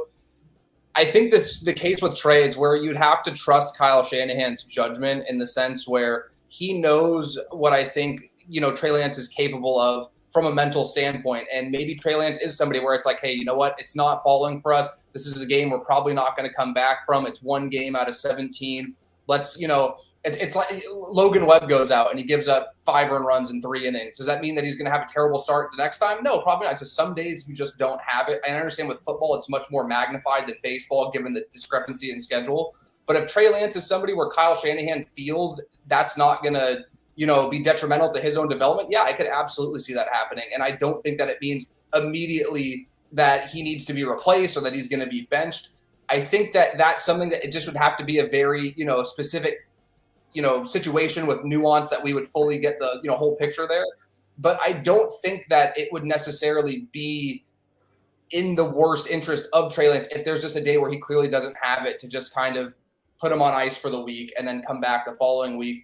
And there's ways, I'm sure that there would be some kind of injury or something thrown on the official report to try to curb some of that conversation. But at the end of the day, you made such an investment into Trey Lance that you need to know that, sure, maybe that talk radio for a week is buzzing about how he needs to be replaced by Brock Purdy. But is that less detrimental than having him go out there and continue to miss receivers or continue to miss reads or, God forbid, get hurt or something like that in the second half of a game that they're probably not going to end up winning? And I just think it's a situation where we have to trust Kyle Shanahan because ultimately he's the one driving this car. He's the one that pushed for this move to be made, and he's the one that has the controls at his disposal. But I agree with you. Like, it's something where I could see it happening, but it not necessarily being in the most negative way, if that makes sense. Like, I think it could be for Trey's own protection, as crazy as that might sound. I think 49ers right here. He says if Lance has to throw the ball 35 times a game, this could get really ugly quickly. I really believe that Lance is a talented guy, but at this point in his career, He needs to be on a pitch count. You need to run the ball, play action pass off of that. Give him 16 to 25 passes. Don't set him up for 35. Don't set him up for, some of the stuff that Trevor Lawrence did last year where it's just throwing. I think that's just putting too much on Trey. Nick Martinez says none of this would be a problem if they didn't oversell Trey by trading so much in the draft to get him. It's their bed and they have to lay in it. It at some point when you draft a quarterback in the top 5, you got to go with it. And so this is that point. But we all know how impatient 49er fans are. And it's going to be really, really interesting. Danny, Rye, how do you guys feel Trey would bounce back? I mean, Rye, you've been at camp. You see how the team reacts to him. We've seen Trey at the podium. How do you think he's going to react if Shanahan in week 1, 2, 3, 4, one of those first month of his career yanks him out of a game, not because he's injured, just because he's ineffective? I really wouldn't worry about it too much. I think Trey's got such a solid head on his shoulders, and I think everybody in the locker room gets it. So yeah, I just don't think that's happening. I don't think Kyle's pulling him. I think the big reason why we have Brock Purdy and Nate Sudfeld behind him is we don't want anyone there they don't want anyone there that's going to challenge Trey's job and make him be sweating the way if we had Jimmy G here, maybe. I don't know. Some fans would be clamoring for him. I think Trey, it just comes down to the roster is so talented. I totally agree, Jordan. I think it's a top 3 roster in the league. And with the offensive line injuries for the Bucs, I think it's actually top 2. And let me take care of that real quick. And also, I'm sorry, I got distracted by the porn bots. Okay, they're blocked. Dang. Okay, I completely lost my train of thought. Okay. If he gets pulled. So, I think that Kittle, all the guys have been saying it, since the offseason. Essentially, they know how talented the roster is, and they, Trey just has to do just enough. The rest of the roster is going to really. These first 2 games, we should kill the Bears, regardless of how Trey plays. We should kill the Bears. The Seahawks with Drew Lock, I think we should kill them too. Now, if we end up 2-2 to start the season, we lose both those. We drop in Denver and then we drop to the Rams. Maybe people start panicking a little bit, but nah, I don't see us pulling Trey unless it's a blowout or our offensive line implodes or something. On the super chats, Flav donates another $4.99. Look at Flav just emptying the wallet tonight. Says Purdy had a pick tonight, but 9 yards per throw compared to 4.5 from Trey, and thought he looked the best again. No way they risk losing him, right? Well, I would say, I've got a wager with one of the Niner beat writers who says that, he'll be waived, and I said he will not be waived. And it's funny too. I feel like this beat writer was a veteran beat writer, Jordan, who kind of took it. I won't name him because I don't want to embarrass him or anything or embarrass myself. But he's like, he came up to me after a practice where Sudfeld and Lance for the first time got all the reps. Like every rep. Like Purdy was on the side playing catch with Tay Martin, and he came up to me, do you really think he's a lock to make the roster? I'm like, man, it's easy to say now. We just watched him go through a practice and he didn't get any reps at all. But I do. I think he showed way too much in this preseason to clear waivers. And I think quarterback's too valuable a position to let a guy who can play go. Jaguar 56 says, here's $2. O-line couldn't even run block. Center, right tackle, question marks. And we also get this one from Flav. Oh, so we already read that one. Here's the other big question as the cut down comes on the 30th. They took Trey Sermon in the 3rd round. They took Ty Davis in the 3rd round. They didn't play Ty Davis tonight until the very end. Very odd usage of Ty Davis Price. And I think that just means he's a lock, and that Sermon is. They were giving Sermon every opportunity to. But here's my question: if assuming Ty Davis Price is going to make the roster, Is Trey Sermon too valuable to cut? Do you think? No. Do you think he gets cut, or do you think he's too valuable to cut? And there'll be somebody around the league that remembers that this guy had 331 yards his senior year at Ohio State in the game, and was good at Ohio State. He was good at Oklahoma, and they'll have a trade market for him. Jordan, why don't we start with you? Do you think there's a trade market for Sermon, or do you think they'll cut him? Because it just doesn't seem like, unless they trade somebody else of that group, which is also possible, I guess. I don't see an avenue to a roster spot for Trey Sermon. I could see a team that's running a little bit more of, like a gap-oriented run scheme, kind of being willing to part with. There's so many of these compensatory picks going around these days, where if somebody is sitting on 3 6-round picks or something like that, I could see a team being willing to part with that. They're not going to get anywhere near what they invested in him being a 3rd-round pick.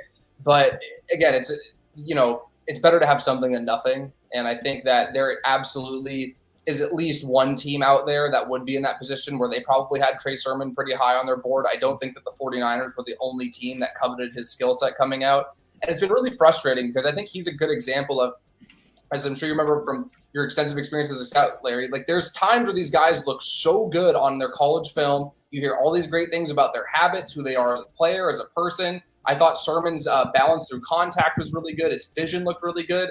And it just, for whatever reason, hasn't translated at the next level. And I think sometimes there's not a logical explanation to it, but you have to get to a point where how much is it worth the risk of losing a Jordan Mason to, double down on the investment you made in Trey Sermon last year, right? Because they did see something they liked enough to take him. I think he was like 88th overall, and it was a 3rd-round pick. But they traded up. Yeah, that's a high. They traded up in the 3rd round to get him. That's a high draft pick. So it might be a situation where the 49ers just feel very strong conviction in what they saw, and they believe that whatever they saw to make them want to trade up is going to, bear fruit relatively soon.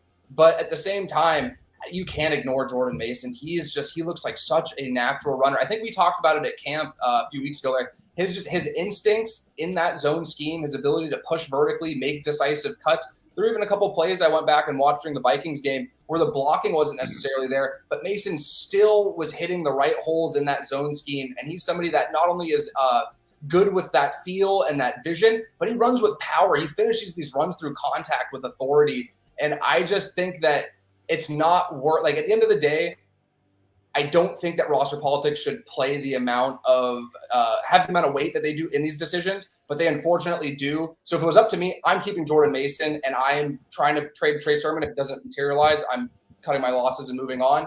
I don't feel confident the 49ers will do the same, though, because of the roster politics that go into cutting a 3rd-round pick from just a year ago. I hope you're correct, Jordan, because as I watch it, he just doesn't have the explosiveness that Jordan Mason does. Mason, to me, I would almost have Mason ahead of Wilson at this point, just because of how he hits the holes. I mean, I know Wilson's. Is Wilson at all in the bubble? I mean, that's the other thing. Wilson's looked good in camp, but he didn't look particularly good tonight. Is there any chance they keep Mason and Sermon and don't keep Wilson? There might be more of a trade market for Wilson. Who knows? I'd say absolutely not, Larry. Just real quick. So the reason why I would say that is because Elijah Mitchell has a year under his belt, but Jeff Wilson's the veteran in that room, and Kyle Shanahan, more so than most NFL coaches, just from my experience, values those veterans and those guys that he can trust and he can throw out there in a pinch and a big Dante Johnson on the team year after year. There's a reason for that, because they have trust in these guys who have experience in the system. And I think what it really comes down to is not necessarily the running ability, where I think Jeff Wilson's very talented. It's the pass protection, Larry. I think that Jeff Wilson's the guy that they trust the most to keep Trey Lance upright in those passing downs, 3rd and 5, 3rd and 6. I would have more faith in Jeff Wilson being able to pick up a blitz than the remaining players on the roster, just because we've seen him do it. And I think that in itself carries so much value, just the ability to know that this player is proven within your system, even if he may not have the same explosiveness as a guy who doesn't have years of tread in the NFL, on their body, that, the way the running backs do in the NFL. I think Jeff Wilson's in year 4 now. That value is so prevalent when you're talking about the trust you can have in a guy to pick up your. Hey, Jordan, I have a question for you, because I'm admittedly a guy that, I'm not paying attention to like what running backs are the best pass blockers. So in your opinion, I was trying to figure that out. So like how would you order, it doesn't have to be completely correct, but because when we have these trade Sermon discussions, the only thing I could ever think of for keeping him is if he was this unbelievable pass blocker, because it does seem like pass blocking is more important now than it really ever. It almost goes pass blocking, receiving, and then running for most teams around the league, it seems like. So yeah, if you could let me know who the better pass blockers are among the Niners, Rye, or just period? Yeah, among the Niners. Like, for example, Saquon Barkley was an incredible blocker back in the day. I mean, remember Garrison Hurst? Oh, yeah, and then, of course, Frank. Frank was incredible. Roger Craig. I just mean on the roster right now. Okay. Which backs are, who's the best blocker down to for example, Saquon Barkley is one of the worst pass blockers in the league. I know that. And I know that's why even when he gets hurt, it doesn't seem like it really changes anything. I'll tell you one guy who, I want to hear what Jordan says, but I'll tell you one guy, and I was just watching this the other day with Jack Hammer, and Ty Davis Price was stonewalling Fred Warner in the pass rush drill like time and time again. I think it was three reps in a row. They went against each other 3 times. Warner got just absolutely stonewalled by Ty Davis Price. So I like what I see out of Ty Davis Price, because it's a fundamental thing, and it's also about leverage, and it's about it's about being coached up correctly. Obviously, he was coached well at LSU. How would you rank the Niner backs as far as pass protection? I would probably go Wilson for sure would be my number one. Yeah. I think he's not only the best, I think he's the one that has the NFL tape, which is extremely valuable, knowing he can do it at this level. I would agree with TDP probably being right after, just because of his build. He has that physicality and the ability to plant his feet and anchor and really hold his own against bigger defenders. And number 3 might surprise you, but I really have liked what I've seen from JaMycal Hasty. I think he's improved a lot in pass protection. Yeah. I think his ability as a receiver, he's really good. The 49ers love running this choice route out of the backfield, which pretty much isolates a running back on a linebacker. And they have the ability to break in at an angle where it kind of looks like a Texas route, or they can flatten the route towards the sideline. And JaMycal Hasty's so good at that quick twitch where he kind of sells to the outside and cuts back in. I think that was the touchdown against Minnesota. They ran that choice route. So he would probably be my number 3. I think Elijah Mitchell's gotten better. I haven't gotten to see enough of as much as I would have liked, because he is unfortunately dealing with that injury. But those would probably be my top 3 just based on what I've seen. And I think that Davis. So then Sermon should be off the roster. What is he bringing? I don't see Sermon being on the roster. And the other thing that I'm wondering about is as they traded up last year, that was Bobby. Was that Bobby Turner's guy, or was that Kyle's guy? Because now, it doesn't Bobby Turner's guy. The way Bobby Turner and him didn't. But they kind of locked horns. But at the draft, who's the one that drafted? Who's the one that? Yeah, maybe a scout. You never know. I mean, that's the thing. The thing what I see with Sermon, guys, is I see him as a rhythm runner. And he's a volume carry rhythm runner. Like, and unfortunately, in Kyle Shanahan's offense, he doesn't really give volume carries to one back. He's you're in, you're out. You're in, you're out. Week to week, series to series. This slow build-up rhythm runner that Sermon is. If you told me, hey, the Niners have a 14-point lead and it's the second half and they want to run out the game, I would say, awesome. Let's run Sermon and get him in a rhythm and get him going, and good night, you're going to win that game, because he's that level of he needs those 7, 8, 9 carries, a lot of touches to get in the rhythm. When he gets in the rhythm, he starts to feel it. I just think that he's not been afforded the luxury of being in rhythm. Jason PDSI says, here's $3. They should have left Sermon on the mound. Haha. I get that one. Here's I do think the people that we have in the chat on this particular live stream are really, really good. This is a great comparison, I think. I want your guys' thoughts on this one. This is Shades by Chardal. He says, Sermon looks like Le'Veon Bell. Le'Veon Bell's another guy. Great feet, 240 pounds. Looks like a power back, but has these incredible, almost like ballerina feet. And he kind of tiptoes, and he's kind of a dance at the line, shimmy a little bit, look for a little hole to open, very patient, upright. And then he finds his hole and kind of rumbles through there. Maybe Le'Veon Bell on the Jets. That's what I would say. Well, what do you think? I mean, is Sermon? Do you see some Le'Veon Bell? Because there's definitely some hesitation at the line, and Le'Veon Bell's the only one that I saw that actually established himself as a good running back in his career, who had that hesitation, and somehow he made it work. What do you think, Jordan? I understand where that comparison might be coming from for those specific things. I just personally would be hesitant to make that comparison because I think Le'Veon Bell was the best back in football for a stretch of time. And right now we're talking about Trey Sermon. Is he going to make the 49ers final roster? But I agree. Like, he has a very unique set of skills that, I talked with a former NFL running back who, out of respect to him, I'll keep it anonymous, but a former NFL running back who had considerable success in the league when I was at the scouting combine. And he told me he never understood the pick from the moment it was made. He didn't think that it made sense scheme-wise. He didn't understand where Kyle's head was at or whoever made the pick was at when he made it. And he was really interested to see how it would pan out. That was this past March at the Combine. And that conversation's kind of stuck with me because every time I'm watching him, I'm like, I know they're kind of shifting to more of this inside zone, a lot more gap running than they maybe did a couple of years ago. But it just does – it feels like he is so different stylistically from all the other backs within the offense. None of them are identical carbon copies of one another, but they all do a lot of the same things very well. And then you have Trey Sermon where it just feels like he's kind of the odd man out of the group. And it just feels like everything that he does well doesn't mesh with what they're doing offensively and the other backs are all doing consistently. By the way, California_Niner says the guy in the top right, which is his name is Ryan, has a picture that is crooked. It's messing with my OCD. Yeah, somebody said somebody was like, "Is that a picture of Jimmy? What is that? Oh, it's the Maze catch." Can we somehow straighten that? I mean, it's just annoying as hell. Oh, look at that. Vic Wirtz, dead center in the Polo Grounds. 54 series. Giants winning 4 straight. Yeah, hanging up straight. Jordan, hey, we're going to let you go. I mean, you've been with us for over 90 minutes, and I feel bad that I've taken that much of your time. But, dude, I really love your stuff. Talk to us about what you wrote this week on Niners Nation. If people want to go on to Niners Nation and their website and check out what you've written this last week. And now, there's going to be – we're talking about full 2 weeks and then some, right? 17 days, Danny, until Niners Bears at Soldier. If I'm a Niner fan, if I'm a Jordan Elliott fan, I'm just stumbling upon you for the first time. What are you going to have for the next 17 days at Niners Nation? Can you paint the picture?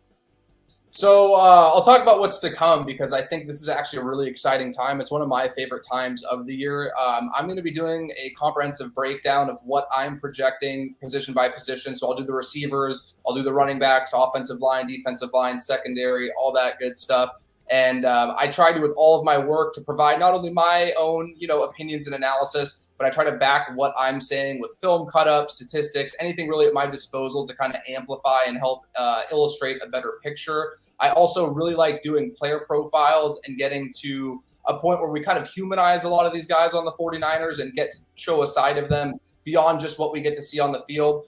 I did a piece that I really enjoyed that was about a week ago, I think, where I spoke with Spencer Burford's offensive line coach at University of Texas San Antonio, who gave me some really, really great insight into who Spencer is as a player. And it really helped paint a picture of why it's not surprising that he made the big leap that he did. And when you hear some of these things from somebody who's working with him day in and day out, it really helps to create a better understanding of why he made such a monumental leap from this, day 3 draft pick to now he's starting on an offensive line next to Trent Williams in his first year in the NFL.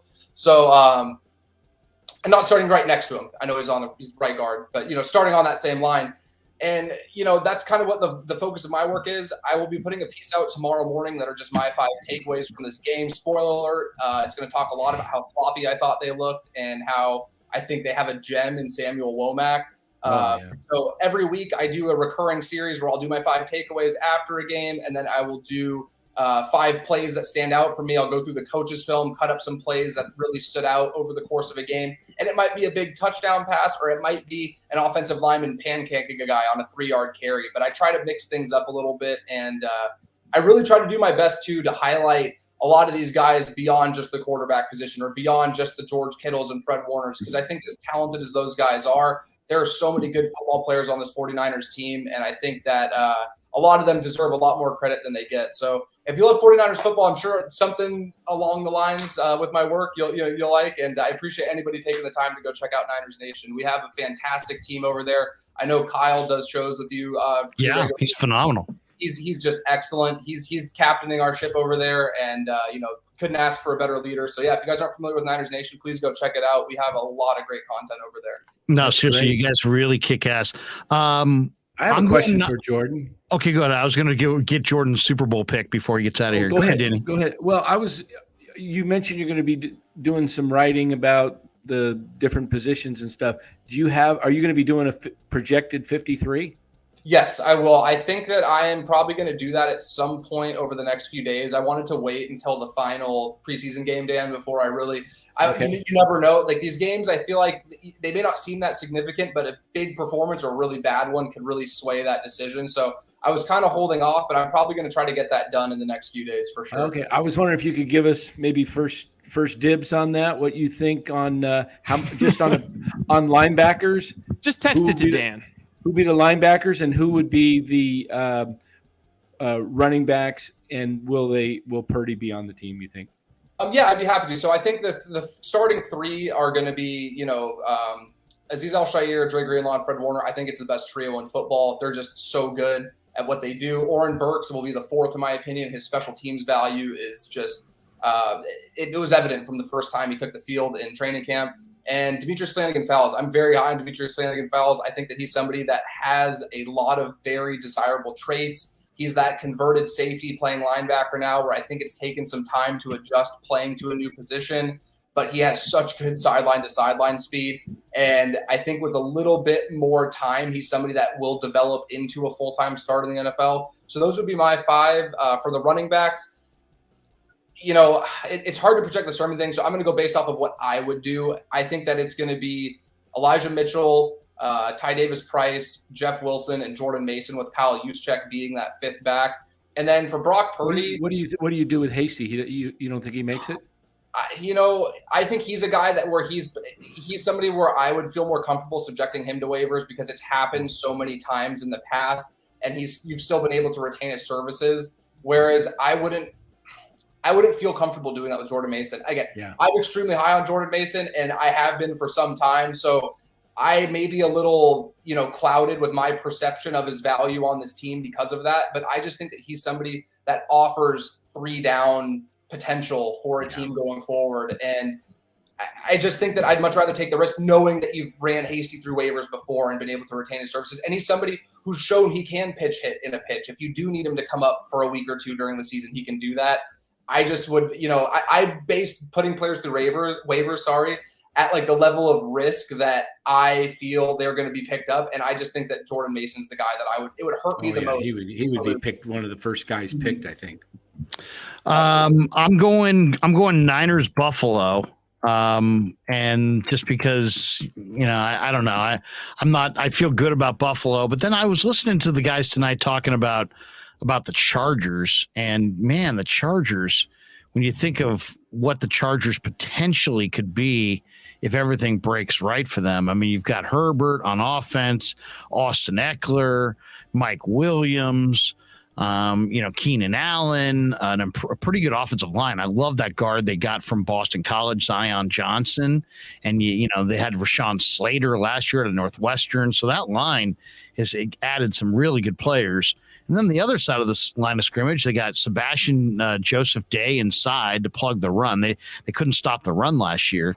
But now you got Joey Bosa, and you got Khalil Mack. You got a lot of talent, but you're forgetting one major Kenneth thing Murray, there. J.C. Jackson. You got quite a bit there. Nazir Adderley, Derwin James. I like the Chargers maybe to make a run but they're the Chargers. You know what I mean? So the Chargers. And you got one other big problem that you're forgetting there. What's that? No punt Staley. What's that? No punt Staley. Yeah, the head coach. Yeah, Brandon Staley's either a genius or an idiot, depending on who you talk to. But I'm going Niners Buffalo, and I feel pretty confident on that one. What's your Super Bowl matchup, Jordan? So mine probably isn't going to be very popular because I think the 49ers are capable of getting there. I just think that I think they're a year away with the way that Trey Lance is going to need to develop. I think it's going to be Green Bay and Baltimore. I think Baltimore is a team that was riddled with injuries last year, and I think people really overlooked how talented that team is. I think Lamar Jackson is one of the most dynamic talents I've ever seen in this league. I understand there has been some discussion around some shortcomings maybe in the playoffs. I think this is the year they really put it all together. I like some of the picks that they made in this past draft. I think that they're going to get some contributions right away from some guys. And with Green Bay, I'm a Cal guy, admittedly. I've always been an Aaron Rodgers guy. What they've done on the defensive side of the ball, I think, is something that has been overlooked because of Aaron Rodgers winning those back-to-back MVPs. And I don't think a single player in the league rose over the course of last season the way Rashawn Gary did. I think Rashawn Gary has a chance to be a top 10 edge player in the league. I really like what they did at the corner position. I just think they added Devontae Wyatt too, who's a hell of a defender.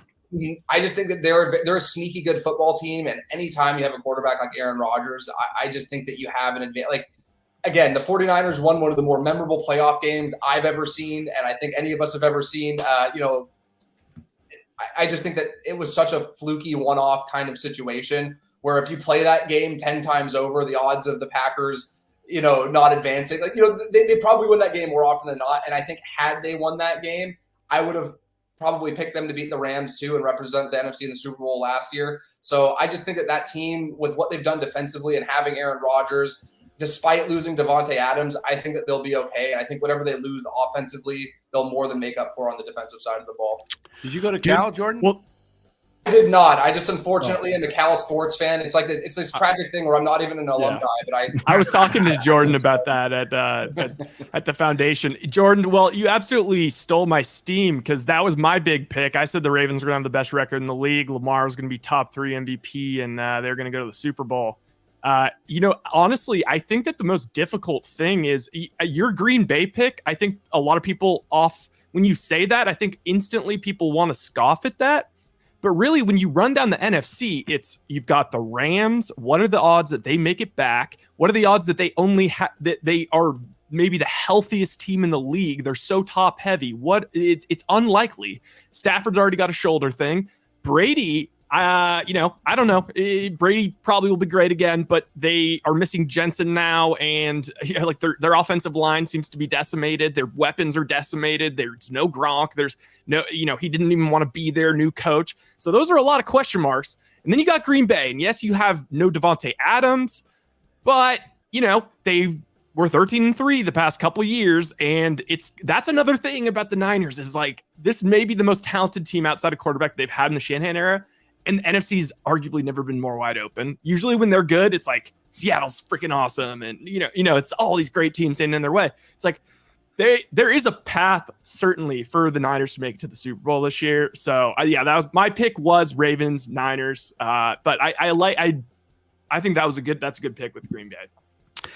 One last one on your way out here. Is there a player? And I threw this out today. I said, because the one thing about the NFL, I love Hard Knocks. Have you been watching Hard Knocks at all with the Lions? Oh, it's must. I mean, Dan Campbell's. He makes me want to run through a wall in my living room. Seriously, Dan Campbell. Dan Campbell is I love Dan Campbell more than I love some people in my family. You know what I mean? Yeah. That's how strongly I feel about Dan Campbell. Jordan, we were saying imagine, think about the comparison between Dan Campbell and Gabe Kapler. My kid came downstairs. He's like, Dad, have you seen Hard Knocks? And my kid's only 13. He's like, he looks right at me, and a 13-year-old, and he quotes Dan Campbell. He goes, I don't care if you have one ass cheek and 3 fingers. I'm going to kick your ass. I mean, it's like, who comes up with that line? And then, of course, my kid's repeating it. My wife's like, what? Where did you get that? I'm like, it's Hard Knocks. I go, that was pretty funny, actually. But what I was going to say is I love watching Hard Knocks. I love seeing the whole thing come together.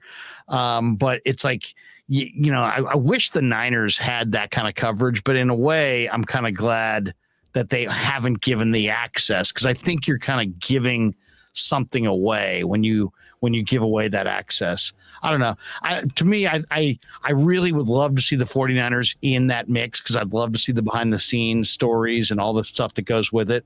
But I don't want to give away the company secrets. And I feel like that is almost like I think Shanahan and Lynch are in this, like, we don't want to give away the company secrets.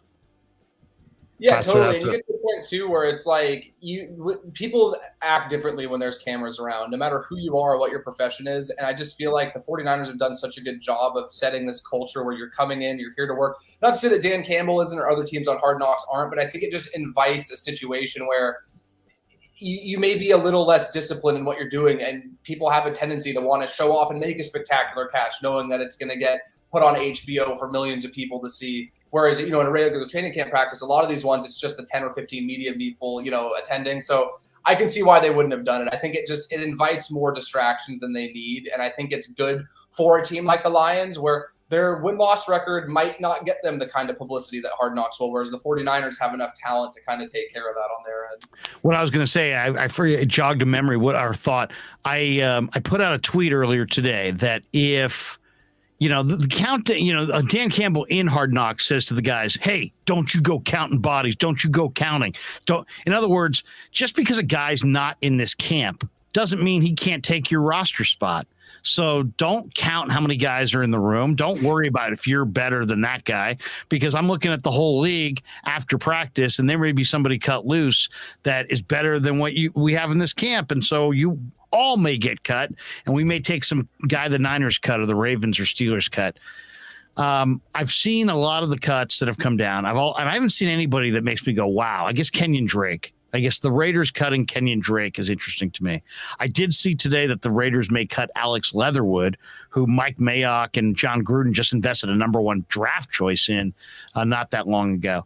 But I'm just looking at the projected names of like big name guys around football that may get cut at the cut down. And I'm just thinking, are any of these guys fits for the Niners? The one that is kind of intriguing to me, and I want to get your thoughts on it. I love the Debo Swiss Army knife. And I loved Laviska Shenault when he was at Colorado. And to me, if you had one Debo, okay, now Debo's making too much money and you can't really use him as a runner. But man, Laviska Shenault is he's not quite Debo. He's not quite that explosive. But man, he can play running back. He can play receiver. He can play anything. He can play wildcat quarterback. He's about 230 pounds. He's a hard guy to tackle. I think in this offense, he could really be a nice piece.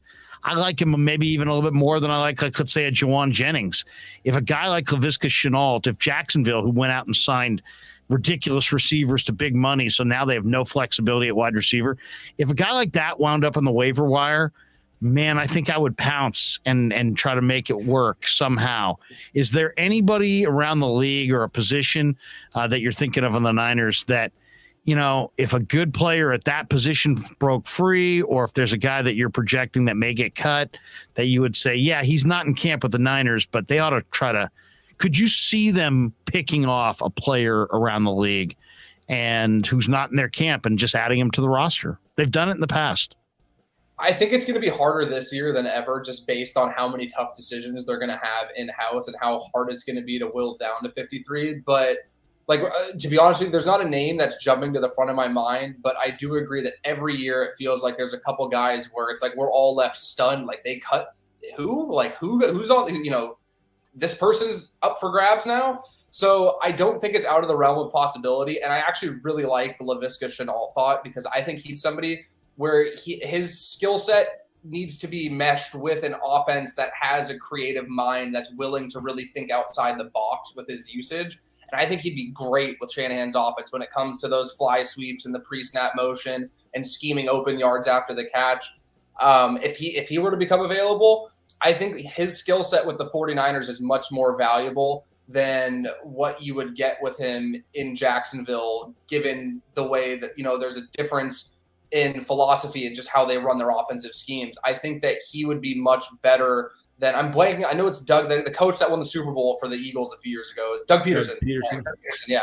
I think that Kyle Shanahan would maximize his skill set much more so than Doug Peterson might be able to. And that's one where, as much as you really like a Jawan Jennings for what he's able to do, he had a lot of big catches and big moments last year. I think he's the best run blocking receiver on the team, which is always going to curry favor with Kyle Shanahan.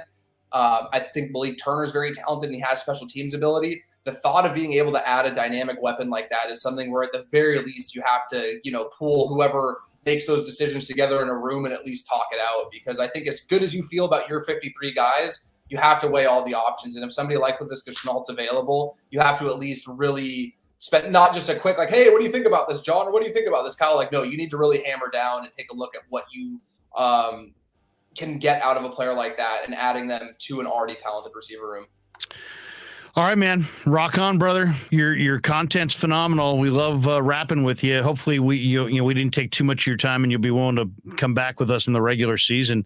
I love your breakdown. I think you're really, really good. So thanks for coming on and appreciate you spending time with me and Ryan and Danny tonight. Appreciate it.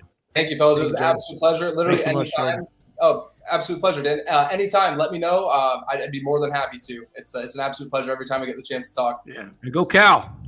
Rose Bowl. Pretty soon they're going to get rid of all the teams in the Pac-12, and we'll be Rose Bowl champions by default. My brother's on the coaching staff there, Cal, at football. Oh, right. Hey, I'll tell you what. I really like the way that Wilcox turned the ship around, and I think it's just a matter of time. I know I'm on my way out, but I will say this: I talked to Cameron Jordan at the Combine, and he said that he feels as good about this team as he has in years. So, and that was a genuine, not just blowing smoke. So, if an ex-alumni who's that good feels that good about it, I think I can. Trick myself as a fan into some delusional optimism here. So awesome. Peace, brother. Have a good one. Thanks. Peace. All right, there you go. Wait. Sorry, guys. Hey, Val Ramos, I saw you just commented. Have you sent me your email yet for the Fantasy Football League?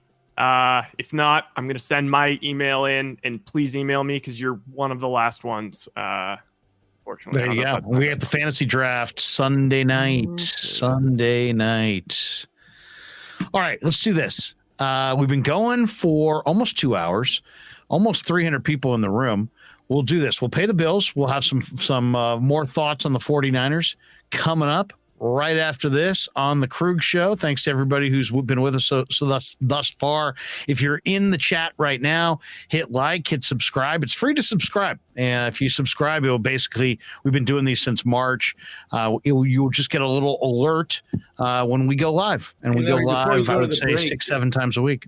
When you go to the break, I'll be up, as you know, for the golf tournament Monday. That's right. The New York style Italian sausage golf tournament. That's right. A little bit of this. And Tuesday morning with the Sunday dinner. Go, Pasquale will be in the house. So Tuesday morning, I'm free. Can you open that door behind you and go ask Mrs. Krueger if she could make some of those waffles for me Tuesday morning? You want those ass waffles from the other night? That health food waffles? Yeah. Hey, honey, Dan said he would like a crumbly waffle with an aftertaste. Yeah, kind of like it's kind of like a Mr. Pibb of sodas,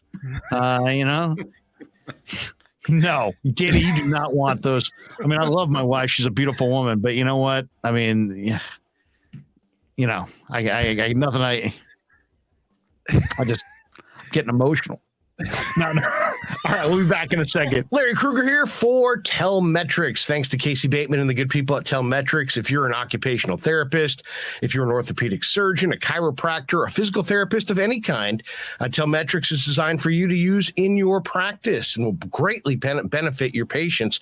Telmetrics uses computer vision and artificial intelligence and provides a platform for outpatient rehab therapy services, both in the clinical and the telehealth environments. So using Telmetrics can improve your patient's experience and much more. So for all your sports injury needs, or if you're a physical rehabilitation specialist of any kind, call and make sure you use telmetrics.co, TELMETRIX.co. And thanks to Casey Bateman and all the good people at Telmetrics for being a proud sponsor of the Krueg. I'd like to thank our sponsor, Dan Coccimilgio. Dan is a buddy, and he is a phenomenal retirement planning specialist. And you can contact him today at securemoney.com or at his number 925-628-9966. There's a lot of uncertainty in our world right now, and you want to make sure that your money is secure. That is the key. Danny's got 25 years of experience, born and raised right here in the Bay Area, and he can help you get an immediate 10% premium bonus on your principal retirement account. So give him a call, 925-628-9966. He'll make an appointment with you, and you can sit down. It's not a one-size-fits-all kind of a deal. He'll consult with you and come up with a strategy to get you going to where you want to be. Once again, 925-628-9966, securemoney.com on the web.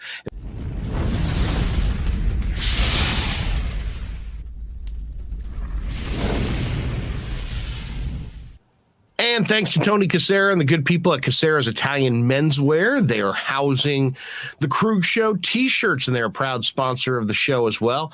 The Krueg Show t-shirt, the Krueg Show podcast t-shirt is available there at their store in Dublin. Their address is 7372 San Ramon Road in Dublin, California. And go see Tony Cassera and get yourself a Krueg Show t-shirt and support the show. And special thanks to our sponsor, New York Style Italian Sausage. That's right, NewYorkStyleSausage.com is their website. Phenomenal product, whether it's the breakfast sausage, the Italian mild, the Italian spicy, the chorizo. You cannot go wrong with New York Style Italian Sausage. Once again, NewYorkStyleSausage.com. Often imitated, never equaled.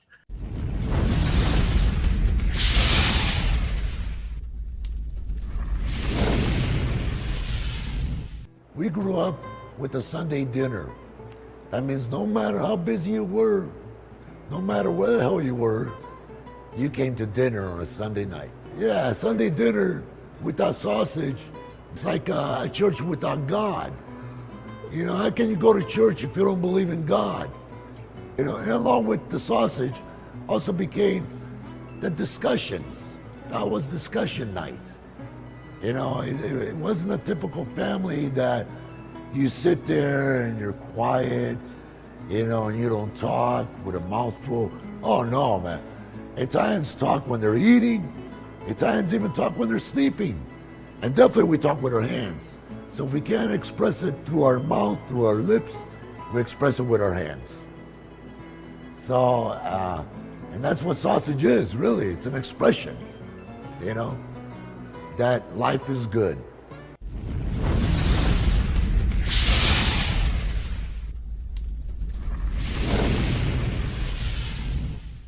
So New York Style Sausage was started over 70 years ago. We are the largest producer of fresh Italian sausage on the West Coast. What makes our sausage in New York style is really the recipe came from back east, from New York, you know, from Connecticut.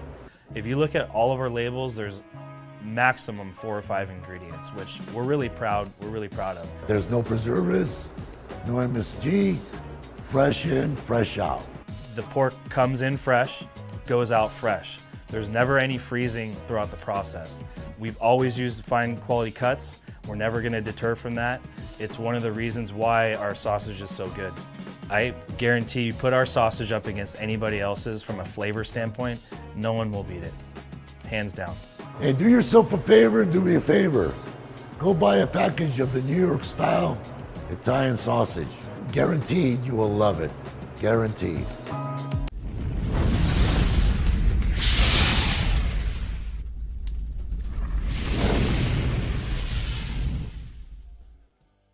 All right, welcome back to the Krueg Show. Mark Graves says, "Ass waffles. What is the syrup made from?" Yeah, I couldn't eat in front of our guests, so now it's time to. Oh, look at you! What is that? Some pina? What is that? Is that a little mango? My wife's allergic to mango. Pineapple. Pineapple. It's a little overdone, though. It's a little older. It's still sweet. Yeah. It's a little older. Is it fresh pineapple or is it Dole from a fresh? It's from did you take it a can opener? No, it's from a fresh pineapple. But all right, you should have cut. I'm just saying, just from the look of that, I would say you should have cut it about 3 or 4 days before you did. Okay, I'm sorry to derail things again, although Dan just did. But okay, Val Ramos says, "Larry, you lazy." I was telling the story the other night with Jack Hammer about how Bill Urbanek, the late Bill Urbanek, who got me going, one of the defensive coordinator of the Sacramento Gold Miners, who I worked for, used to pick me up at 4:45. Yeah. And I told him, I'll get there early and I'll work all day. He dropped me off at 1:15 and picked me up the next morning at 4:45. And that was the schedule. He's like, "Larry, let me just tell you, you're lazy. You're lazy." You're a nice boy. You work hard, but you're lazy. Like a coach, I got here quarter to 7, and I didn't leave till 12:30 at night. As I said, you're lazy. I'll pick you up at 4:45. 4 hours of sleep. Seriously, it was like I remember at the time my girlfriend was like, "You're done. We're done." I mean, seriously, it was like I lost a girlfriend like right then. She's like, "You're never home." I'm like, yeah, well, sorry." What you missed out on. I decided to be the quality control coach for the Sacramento Gold Miners, and that right there took all my time. Larry, you're lazy. Anyway, okay, we're coming down the home stretch. Niners lose, and it doesn't matter. Nobody cares about wins or losses in the preseason, except for the Ravens. Yeah, except the Ravens who just win and win and win and win. Did they go 3-0 this year? Oh, did they? Let's see. I think they did. Did they? Well, they play this weekend. No, they play this weekend. Yeah, they're 2-0. They've won 22 in a row, I think. And which tells you that they're loaded. They get the Washington Commanders at home. The Ravens are 6-point favorites. Of course they are. That might not be a bad bet, actually, if they're the way they're winning games. But 17-0 49ers. None of any of it bothers me. As far as, would I like to see Trey Lance play better? Yeah, but you know what? His number 1 receiver tonight was Ross Dwelly, and his number 2 receiver was Willie Snead, and his number 3 receiver was Juwan Jennings, and his number 4 receiver was Malik Turner, and he also connected with Marcus Johnson and Troy Fumagalli and Tyler Craw. Where's Ayuk? Where's Debo?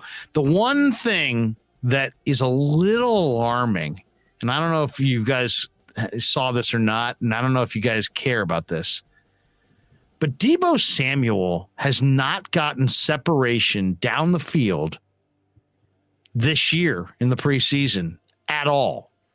Are you concerned? Are you not concerned? He hasn't separated from NFL corners. When did he play? What game did he play in? He has played. Okay. I just haven't seen him get that separation. I'm not sure. By the way, this one I know the answer to. Fozzie says, Larry, is Sutherland making the team? Yeah, no. How about Snead? In a word, no. Larry, I'm right there with you. I think that there is a little bit of a concern that Debo's not getting any separation down the field.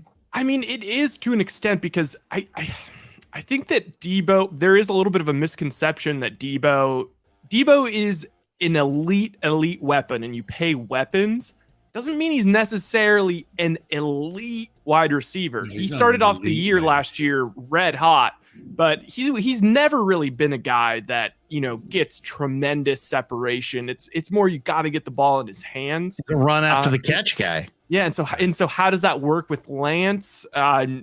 Sort of thing. I mean, in camp and in practice, it is the Lance Ayuk show, and it seems like there's been Lance has thrown Debo a few deep balls in practice, and it just seems like their chemistry is not quite there. I'm not gonna worry about it because he's a blue chipper, so he doesn't he gets a break until the season starts, but. Actually, a lot of people commenting on the New York style Italian sausage commercials. Shanti Ortega. I heard New York, Connecticut is lovely this time of year. Carlo P. Fresh in, fresh out. Fresh in, fresh out. Late September, early October's beautiful back there. Hey, we should take a phone call. We could put out the number and take a phone call or take a video phone call or both. Should we take a video phone call? Or do you want to take We've got 227 right now in the chat room. That means there may be even more watching that are not in the chat. If you're watching and maybe this is the first time or you're in the chat, please hit the like and subscribe button. Doesn't cost you anything. There you go. Go ahead and hit that like and subscribe button right now. It actually helps with the algorithms and helps us get. Dan's a company man. Yeah, so put that like and subscribe. Do it right now. Right now. I'm serious. Like right now. There you go. Okay. Also, I'm having a communication with Val through the show at this point, but he keeps saying, "Rye, did you see it?" He said something about he put it in chat. Chat. I don't know what that means because I don't know. I gave you the phone number. If you could text the phone number, that'd be awesome. I'm checking it right now. I don't see any texts from you. Don't see any emails. So. By the way, guys, got a great text today from Ned Coletti.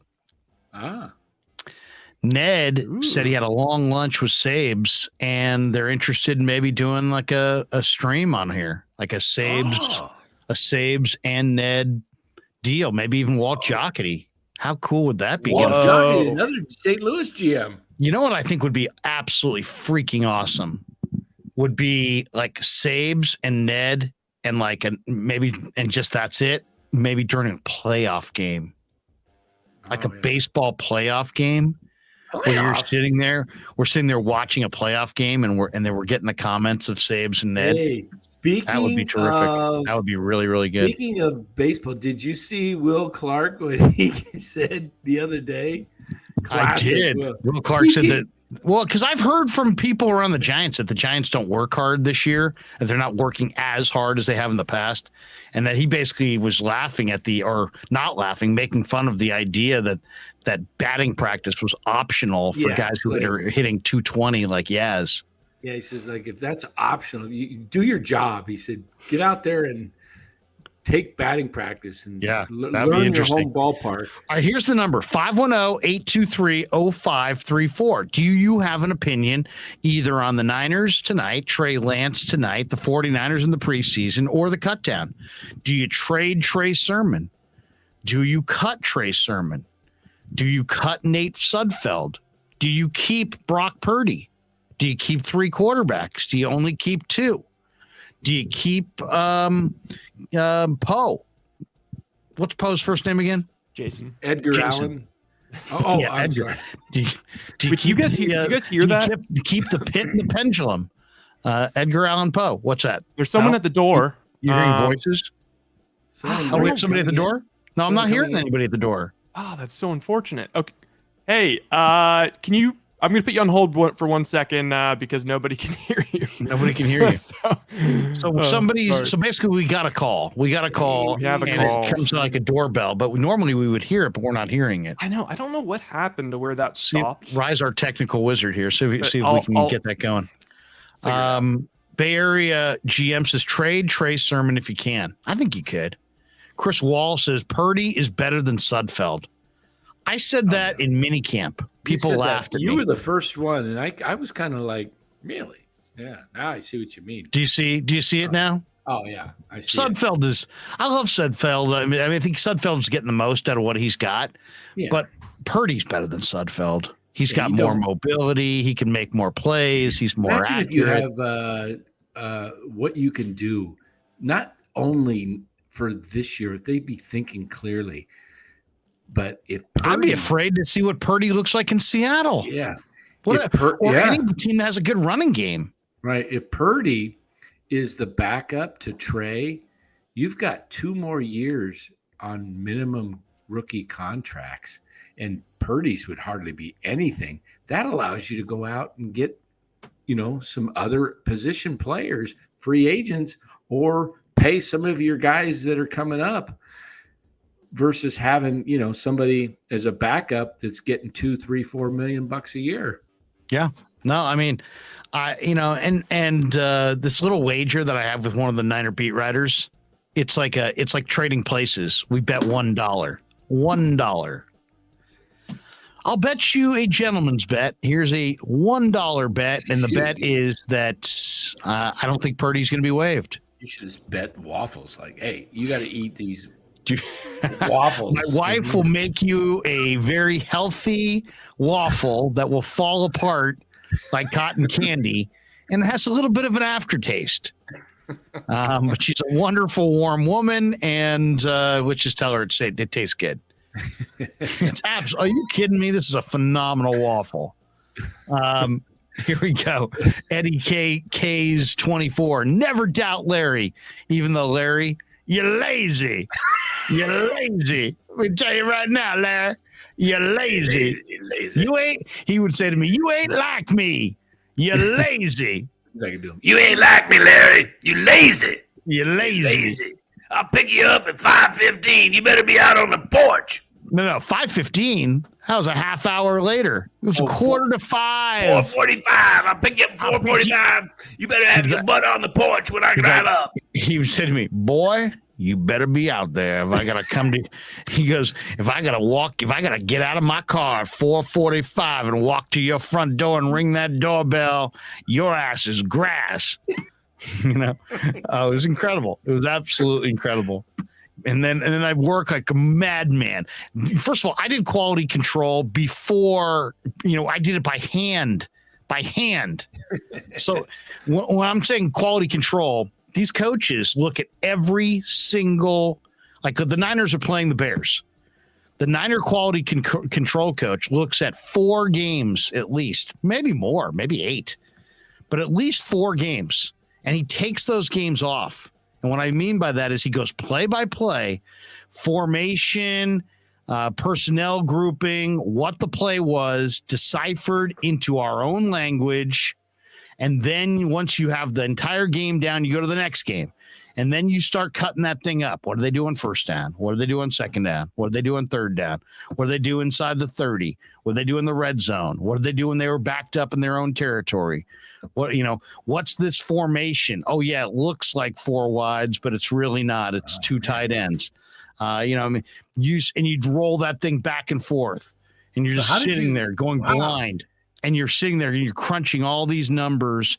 And if you take the game off wrong, that means that the whole thing's going to be fucked up. So you have to make sure that you do it right. And if you do it wrong, it's like your numbers are screwed up.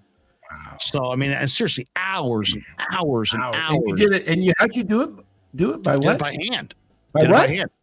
We grew up with a Sunday dinner. It was after Sunday dinner. Boy, why don't you take a time out? Let's go get some dinner. Yeah, that was the worst thing too. We trained at Rancho Murrieta up in Sacramento, and Rancho Murrieta had like their own everything, right? So we basically lived there. There was a weight room there. There was a gym. There was a cafeteria. There was a restaurant. There were bunks. And I'd say, hey, coach, you know what? I think I got to go home, man. I didn't sleep at all last night. And he'd be like, why don't you just go down and get some sleep downstairs. Who'd you just go? You were calling people now, right? Hello, welcome. You're on the Krueg show. Who's this? I think he's screening him. Oh, screening him. There we go. All right. We'll find out. He muted his mic because he sounded maybe somebody came on. No 7-second delay. Moses Lopez says Purdy was the highlight of the night for me. He was for me too. But you know what? I sometimes I'm so in a Purdy world. You're so Purdy. Oh, we have a call. Let me know if you guys can hear him. Okay. Say something, caller. Yeah. Hello. Is this which mattress is best? It's a little faint. Can you hear us? Hello. All right, put him on hold. Hello. I can hear. Hello. I think yes, we're having technical difficulties, Ryan. Oh no! I think you might only be able to hear me. This is Jaguayo. All right. Yeah, this is Jaguayo. Oh, Jaguayo, can hear you. What's going on, Jaguayo? Yeah, How's what's things? up? Can you hear Larry or just me? Can you hear me? No, I can only hear you. Oh man, well, that doesn't work. Okay, I'm sorry, Jaguayo. I'll call back in a second. All right. Chris Wall says Purdy didn't see the linebacker. Says Purdy didn't see the linebacker, but other than that, he moved really well and had some great throws. I just love the kid's accuracy. I love the moxie. I love the mobility. I love the calm. He's not losing his mind out there. He's seen it all before. Yeah. His offensive lineman buries him by, they had 2 false starts in a row. He still got the first down, didn't he? Yeah, he almost got it after two plays with some rhythm, plays with some tempo. Yeah, should have had a TD. Should have had a TD. Should have had. Let's be honest here. Brock Purdy should have been more like, instead of 13 of 20, he should have been more like 14 of 20. or 15. Or, There was 2 drops with that other Yeah. one. That was just like for the first down. Yeah, it was tight end, you know, put it right in there. probably, yeah, that's a good call. 15 of 20 for about 205 yards, 1 touchdown, 1 pick. That's what he actually probably deserved tonight. Instead, he still was far and away the best quarterback on the field for either team. 13 of 20. What's the percentage on that? That's already a pretty decent percentage. 65. Yeah. So, I mean, that's a decent percentage. Sudfeld completed 5 of 10. You know, even I can do the percentage on that. That's 50%. Lance, 7 of 11. So what's that? 65%, something like that. So, I mean, you know, I would say overall, it's not just the stats. It's the feel of the game. It's the feel. Yeah, the kid's got tremendous feel, and anybody watching it, it's like, don't ignore. Like, if I said to you, here's you got 10 grand on the Niners, and Trey Lance is out at halftime, and you can play that second half with Brock Purdy or Nate Sudfeld with 10 grand on the line. Who do you want? I'm going with Purdy. All the way. And then to me, it's not even that hard of a decision. No, I'm going with Purdy. Not when you watch his passes. His passes are all like right there. Timing's good. They're easy catchable balls. They're put, right on target. He's able to scramble, get out of trouble if need be, avoid a sack. Scrambling around, extending plays. I liked it too. Just, by the way, I don't know if you guys got the same feeling, but the NFL with the 2 penalties on the 4th and long. The touching, the defensive band, that's illegal contact is going to be the new it's going to be like holding on offense. Illegal contact on defense is going to, I don't want to say ruin the NFL because nothing ruins the NFL, but that is the random penalty that is going to extend these drives, and it's going to happen tons on passing plays down the field where there's incidental contact between the defender and the wide receiver, and they're going to call illegal touching. That was so bogus because that tells me the NFL is I hate all that call. about scoring. I already hate it. And I do not like – I love college football better. It's a pure game. I do not like an automatic first down when it's 4th and 15 or 3rd and 15 or 4th, and there's a 5-yard penalty. And it lends itself to manipulation. Yep. I hate that. I hate that call. It's too ticky-tack and too punitive. The one they called against the in the favor of the Niners, all the guy did is touch him as he went by. He didn't hold him, nothing. That's what I'm saying. And it's like this, like his might. He went. It's a sport where guys. I mean, think about this. In the beginning of this game, we saw the 49ers wide receiver Marcus Turner go helmet to helmet on a special teams play where everybody and their brother is watching the guy who's catching the ball, and they missed a helmet to helmet. I'm telling you, helmet to helmet should never ever be missed. You missed helmet to helmet on a 1 tackle, 1 receiver, obvious call. Center screen. But then you're going to call illegal touching on 4th and 13, and that extended 2 drives. Imagine if you bet the NFL this year, and you bet on some team, they get the stop, and all of a sudden, some random guy in the secondary just touches a receiver up. It was 4th and 30, but it's now a first down because of illegal touching. Oh, I hate that, man. I think there's going to be people calling up post-game shows coast to coast saying, WTF, what in the hell is going on? I think that's going to become like that's going to become the new PI. Yeah. That's going to be the unbelievable call that changes the outcome of a game.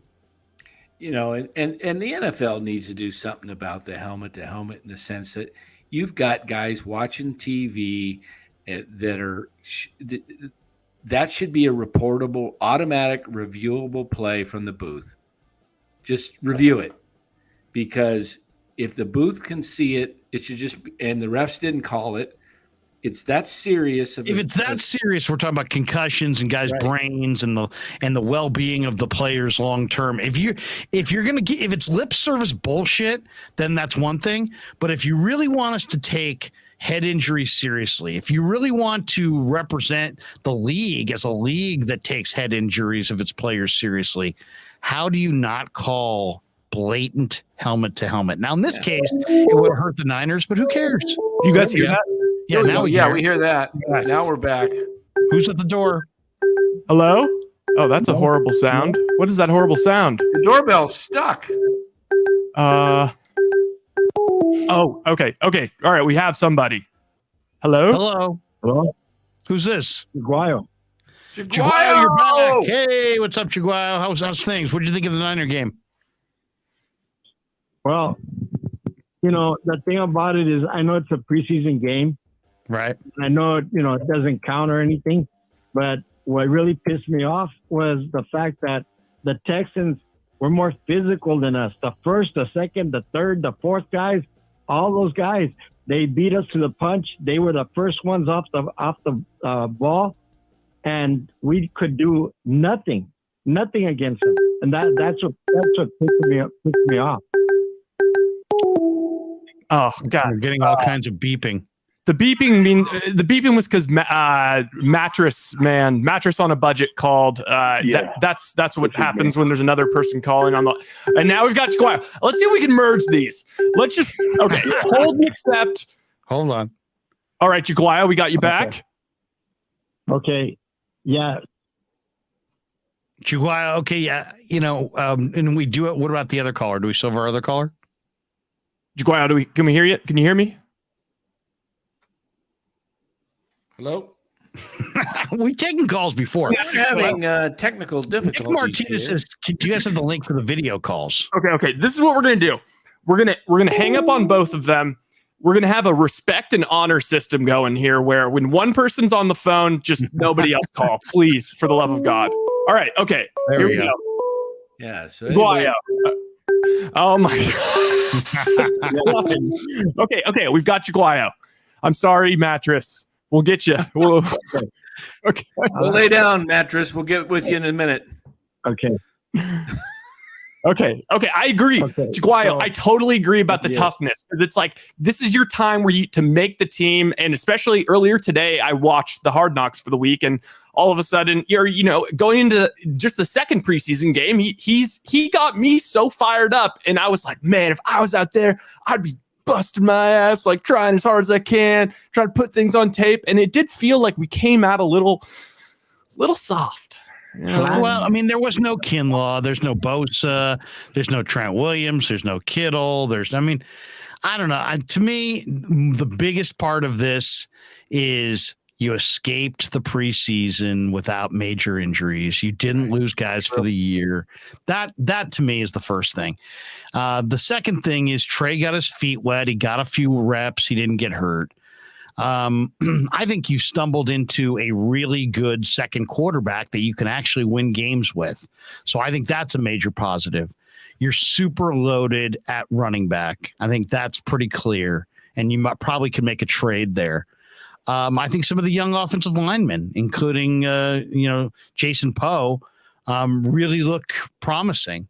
And I think when you get the first team secondary, that's, Hufanga and Jimmy Ward and Charvarius Ward and Emmanuel Mosley and Samuel Womack, the rookie at the nickel spot, I think you've got the best secondary they've had really going back. I mean, maybe since Dion and Eric Davis and Tim McDonald and Merton Hanks, going back to the mid-90s when they won the Super Bowl. I think this secondary is better than, I hate to say it, Whitner and Goldson and Carlos Rogers and, Chris, what was his name? The other corner opposite.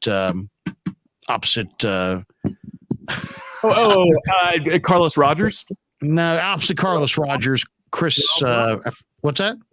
Terrell Brown. Terrell Brown. They had Terrell Brown, but they also had Chris something, who was from the rookie from South Carolina who lost his poise in the Super Bowl and Bolden made catches against him. I forget. But anyway, this secondary, I think their first team secondary is grade A. And I really like this Niner defense if Kinlaw is in there against the run. But I'll tell you, they missed DJ Jones. And if Kinlaw goes down, they aren't going to stop the inside run like they have in the past. And I think if you don't stop the inside run, I think things start to break down for this defense, regardless of their improvement in the secondary. Chris Culliver, there we go. Yassine Matar with Chris Culliver. So I think this secondary, this first team Niners secondary is nails. I mean, really, really good. And maybe is the strength of the defense, even though we're so enamored with the linebackers and the front line. But Kinlaw is absolutely essential. He has to stay healthy. He has to play. They don't have an A-gap plugger outside of him. So Ridgeway that's a concern. Ridgeway is okay, but he's not DJ Jones. And last year, teams didn't even try to run on the 49ers after one or two tries because DJ Jones just plugged the A-gaps. They don't have that this year. So that's my one concern with the defense is if Kinlaw's hurt, can they stop the run inside? Yeah, but the other thing is I'm worried about the O-line because McGlinchey, I think McGlinchey's more hurt than they're letting on. I don't think he's going to come back anytime soon. Who's going to be our right tackle? Colton McKivitz. It would be Colton McKivitz. The center didn't look too good either. Brendel didn't look too good either. So I'm not a Brendel fan. I'll tell you the other name I mentioned before about Laviska Shenault. The Bears have a first-round pick that they consider kind of a bust, Tevin Jenkins, and they drafted him to be a right tackle out of Oak State. He's been a little bit disappointing.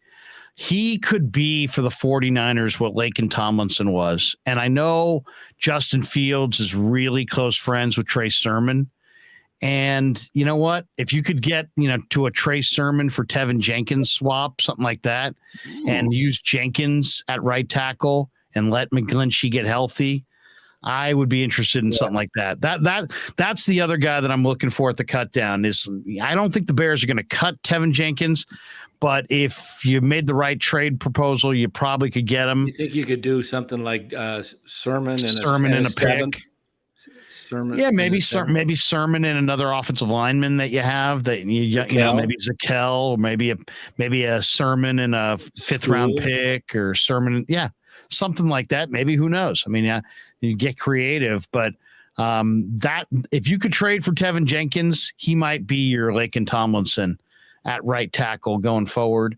Or, if a guy like Laviska Shenault shakes free, I'd love to see what he would look like. It's kind of a jack of all trades. Mims wants out of the Jets, wants a trade or release. That's interesting too. Denzel Mims has great ball skills. He's made some incredible catches in the Jets camp, and they're pretty stacked at wide receiver. But he's kind of interesting. He's got some weaknesses in his game. I'm not sure that he's a ideal fit for the Niner offense, but that's one that I think is interesting. I would be interested in Mims if Mims was out there. Jaguayo, we're going to let you go, brother.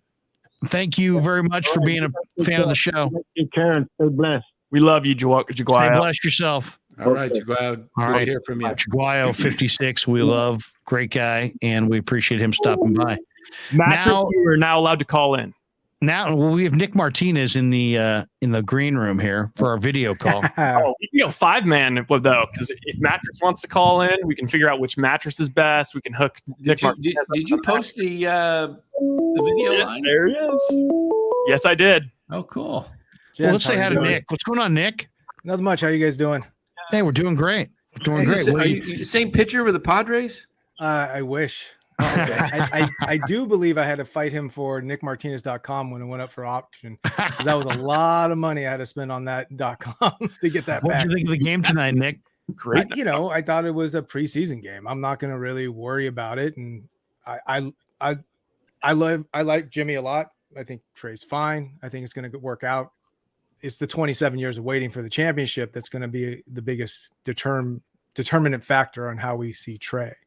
My question for you guys was going to be, there's my website. Oh, there's a little plug. Oh, yeah, thank you very much. Going here? Very filmmaker. Shoot, Nice. You got kind of a home setup there. You got your own cans. You got your own mic. I got the Shanahan rare hat that my wife took 6 months to find for me. Nice. That was a nice Nick, I might have to hit you up for a few camera tips. Honestly, I told Larry I'd be happy to help you guys anytime you need it. I have all that gear and have all the when we're done with this, Nick, hold the line and we'll when we put you back in the green room, we'll get Rye to connect with you because Rye's looking for camera knowledge. But I also have students because I teach at San Jose State too. So people want internships and that type of stuff. So I'm more than happy to hook you up. I teach film, directing, producing, screenwriting, that type of stuff. Oh wow, we might need that is some very advice cool. for the Krueg show. It's been a 20-year adventure, so still keeping. Where are you from, Nick? Are you Bay Area guy? Born in San Francisco. Went to Sarah. Sarah. Oh, wait a second. We got to mute you. We can't talk to that guy for more than come on. Sarah, hey, guys, Sarah's a girl's name. All right? Just remember that. Sarah's a girl's name. Hey, Nick, also, Nick's in our go Cats, get them Cats, go get them Cats. Nick's in our fantasy football league as well. What? We let the guy from Sarah infiltrate our fantasy football league? God damn it. All right, we'll unmute you just because I like Tom Brady. All right, you're back. And I went to grade school. I actually went to high school with him. I went to grade school with him too. With Barry or with Brady? Brady. Yeah, you're too young for Brady. Did you go to school with Brian Bishop? Brian Bishop. I talked to no one from high school, so okay. Why would you? It was Sarah. He was the sound guy. To your point, I did actually transfer. Did you? 2.5 years out. Yeah, I went to. Then I transferred over. I was actually commuting from Fremont to Sarah in San Mateo, and then I went to Moreau Catholic after that. Moreau Catholic. Do you know our buddy Adam Copeland? No, I never met Adam. No. Okay, he might be even younger than you. So he's Moreau Catholic, I believe. Yeah, I forget Sullivan or Silvestri who worked with you at KMBR. One of those cats. Okay. I knew him too. His sister was in my grade. So nice. So you're a lifelong Niner guy, right? Yep. Lifelong. Yep. Giants, Niners, Warriors like me, or are you? Pretty much. Okay. Yeah. But I got an East Coast feel to what I'm very critical. I want them to do well. I don't like to wear hats during the season. I don't like to say we. I don't like to do any of that. Right. It's just like let's be critical. We're spending money, so this is our fun too. But I'm surprised that a guy that likes criticism found his way to my chat. You know? I was an early adopter. I'm like one of those guys. I'm like just go team, right? Go get them. Go Giants. Go get them. Every time I see Tiger take, they're great. When I see Dan with the hats, I just go, "Come on, take the hat off. Be critical without the hat on. Come on." But I'm not a homer. I'm going to rip my team if they deserve it. Danny rips. Danny rips. A lot of credit for that. So. Danny eats a lot. He rips. He goes to HOA meetings. He does it all. He's very versatile. When he's drunk, he'll go to the bleachers and get people chanting my name. Have you seen that ridiculous video? That was really cool. So Nick, give us your breakdown. You like Jimmy, but you believe in Trey. Sure. What kind of year do you anticipate for the Niners? I mean, the pessimistic side of me is going to say, what is it now? 17. So it'd be what?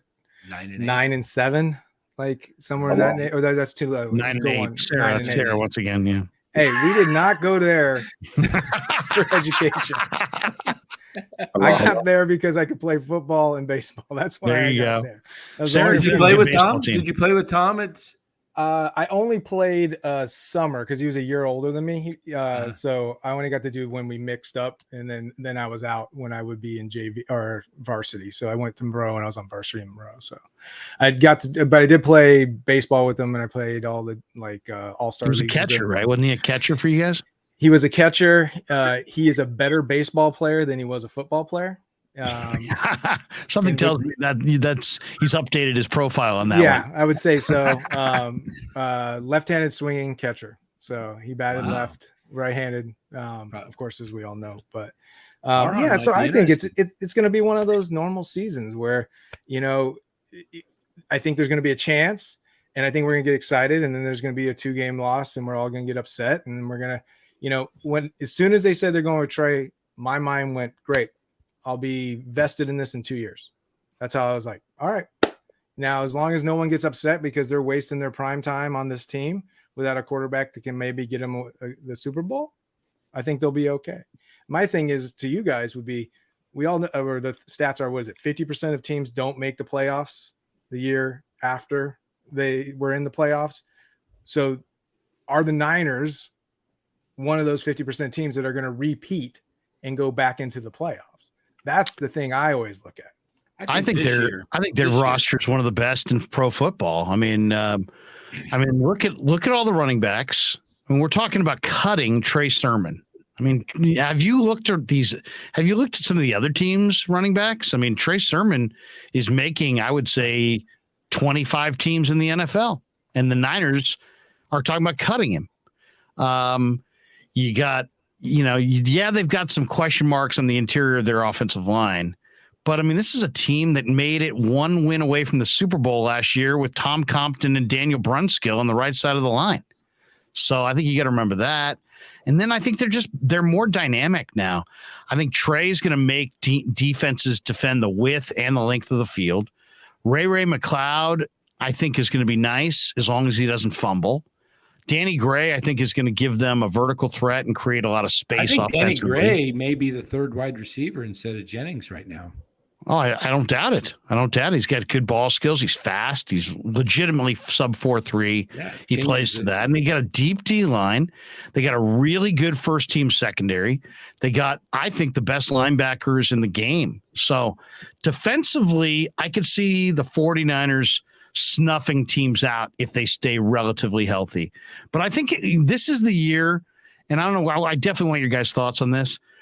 It's always important to play complementary football, but I think this year it's really, really important. I think the 49ers have to play complementary football. I don't think they can win in as many ways this year as they could have won last year with Jimmy. I think they have to limit Trey's pitch count as far as throws, run the hell out of the ball. Stay within an arm's reach on the scoreboard, and as far as ahead of the chains, don't fall into 3rd and 40, and run the ball. Get him throwing 25 times or less. Keep the win decisively the time of possession, and keep your defense fresh. If this Niner defense, with as much speed and athleticism as it has, Larry, are you saying that they're going to come in fresh and come out fresh? Yeah, go in fresh and out fresh. They got to go on the field fresh. They got to come off the field fresh. Yes. And I'll put my sausage against anybody's sausage. I've always said that. I just ate some ass pancakes and they were really good. Thanks, honey. Oh, wait, there's more ass cakes coming? All right, I'll be in a minute.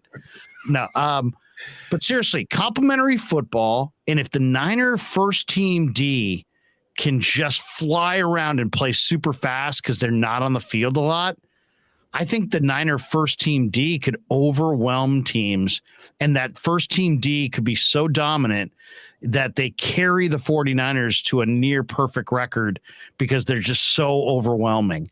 Because this is think about it now. You got overwhelming linebacker speed.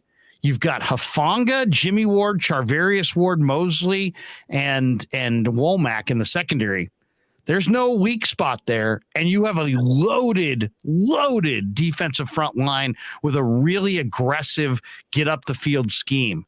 Speaking of aggressive, I like that defense. I think that Niner defense might be able to just turn off everybody's faucet. Speaking of aggressive, what do you guys think of that hit that Drake Jackson? He got flagged for it, but he shouldn't have on Davis. He just knocked him flying tonight. Davis he Mills. Did. Oh, that was a nice I'll tell you the other one that was kind of scary was the Amenahue hit on Davis Mills' leg, on this plant leg. Did you see Davis Mills barely got his plant leg? He basically took the hit on the kneecap. He barely got his feet off the ground. Luckily he did. Otherwise it would have been a massive end of the year crushing, ugly kind of injury. Oh, that would have been bad. You might have seen Jimmy traded there. But by the way, I don't know if you guys realize seriously. this, but we actually That's a have good point. mattress. We've had mattress on for the past 7 minutes, or 10 minutes, and he's mattress. Are you there? Yeah, I'm here. I'm waiting. He's just laying down, relaxing on his mattress, man. Mattress, give us your thought on the Niners. Yeah, let's. Mattress, give us your thought on the Niners, buddy. Hey, how's it going, everybody? It's going good. Yeah, okay, yeah, my name is Dominic, man. So, yeah, I've been a diehard Niner fan since the catch, too. Nice. What'd you think of the game tonight? Man, you know what? I'm kind of mad. Didn't get a chance to watch it. I found out it was on Prime Video, but looks like I missed nothing. We got blew out.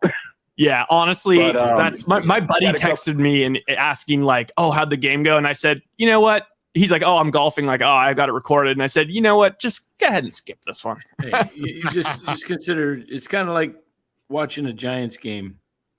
They didn't do anything. Yeah, I got a couple questions. Yeah, go for it. Okay, so my first question is, last year when how we got to the NFC Championship, do you really think we earned our spot there? Or do you think we got kind of lucky? Because I still feel like we shouldn't have beat the Packers.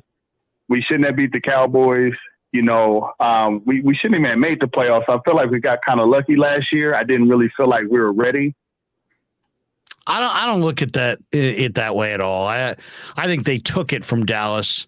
I think they dug deep to win in Green Bay. I think you deserve everything you get. I mean, they had some low points last year. I mean, they let Colt McCoy complete 85% of his passes in that one game. Yeah. I couldn't believe that. I was like, what in the hell is going on? This is a great defense. Colt McCoy had like the greatest game of his life. But I don't believe that they were lucky. I think that they fought it out. They dug deep. They circled the wagons. I think you got to give Garoppolo credit for playing effectively and playing hurt. And I would just, I wouldn't call it luck. If you want to call it fortunate, okay, but I can't point to like a certain play that I thought was like totally lucky. Yeah, here's what I was going to get to. So, like, do you feel like with having Trey Lance, do you feel like we have a better shot now that we got Jimmy G out the picture? I do. Now, I don't know about this year, but I think definitely. I think when you really look at what quarterbacks win, you got to have a top 10 quarterback. And Jimmy, God bless him, is maybe the 17th best quarterback in the NFL. And maybe if the right day, if you played the playoffs 10 times, he might be able to win you a Super Bowl one of those times. But it's all about improving your odds. And I think there's hope that Trey Lance could be at some point a top 10 quarterback. And I think realistically, you're going to need a top 10 type quarterback to climb to the top of this mountain in a league that has Josh Allen in his prime and Mahomes and still has guys like Rodgers and Brady. And I just think you're going to need a little bit more dynamic quarterback and more dynamic quarterback play. And I think what you saw with Jimmy, I think Jimmy was going to slide back. I think Jimmy, teams knew the last couple of years that you don't have to defend the deep part of the field. You don't have to defend outside the numbers. He's not a good late in the down thrower. Take away his first read, make him hold it, and then he'll float you an interception or two. And I think the book's kind of out on Jimmy. Got another question. Okay, yeah. So in the NFC, like what's our biggest competition? Like, I think the conference is bad, to be honest. Yeah. I would say the biggest competition. It's a weird year where it's like I would say Tampa, but I would say Tampa just from the strength of their game. I don't believe in the Rams. Don't believe in the Rams this year. The Bucks, the Bucks lost a lot of pieces. Brady's getting older. I feel like we're still the best team in the NFC. I really do. Even with Trey Lance being a young quarterback, Kyle Shanahan is amazing. That running game scheme and that defense and our experience, I think, could take us over to the top. I agree. I think the 49ers are the best team in the conference. I don't think they're the best team in the league, but that's where Trey comes in. Does Trey improve fast enough? But hey, man, Good questions. Do you have one more for us on the way out? Yeah. How would you rank our overall offense this year? Just a projection. I think that any Kyle Shanahan offense is going to inevitably end up top 10. I think they're going to average about 22 points a game the first half of the season, and the second half, I think they'll average over 30 points a game. I think it's a dynamic offense that's going to average a lot less points than we want, because I think there's going to be peaks and valleys. You know, they're going to have great explosive plays, and they're going to have more of a downfield passing attack, but the efficiency is not going to be there. The consistency is not going to be there. And they're going to struggle. Scoring team, you think, more or less? I think they're going to be able to come from behind more. I think they'll be able to throw the ball down the field more, but I don't think they'll sustain drives as easily. And I think it'll be more, as I said, like kind of, you know, there'll be good days, there'll be bad days. There'll be good, you know, there'll be good halves, there'll be bad halves. I will not be shocked if the 49ers are shut out in, you know, a half, let's say 5 or 6 times this year. And I don't think that happened 5 or 6 times last year. I kind of feel like if you look at the schedule and Nick being kind of more of an East Coasty fan, I feel like you probably will agree. I could totally see us, you know, kind of going out. Kyle's got all these like great plays drawn up where we're going to get these massive chunk plays, kind of like that Danny Gray touchdown versus the Packers, versus the Bears. Versus the Packers, but versus the Bears. And we're going to whoop up on the Bears. And then we're going to, week 2, we're going to go into Seattle. We're going to whoop up on Seattle. And then we're going to be all feeling good. And then all of a sudden, we're going to go into Denver and get our butts kicked and not score very many points. And then the following week is going to be. That's when you say they.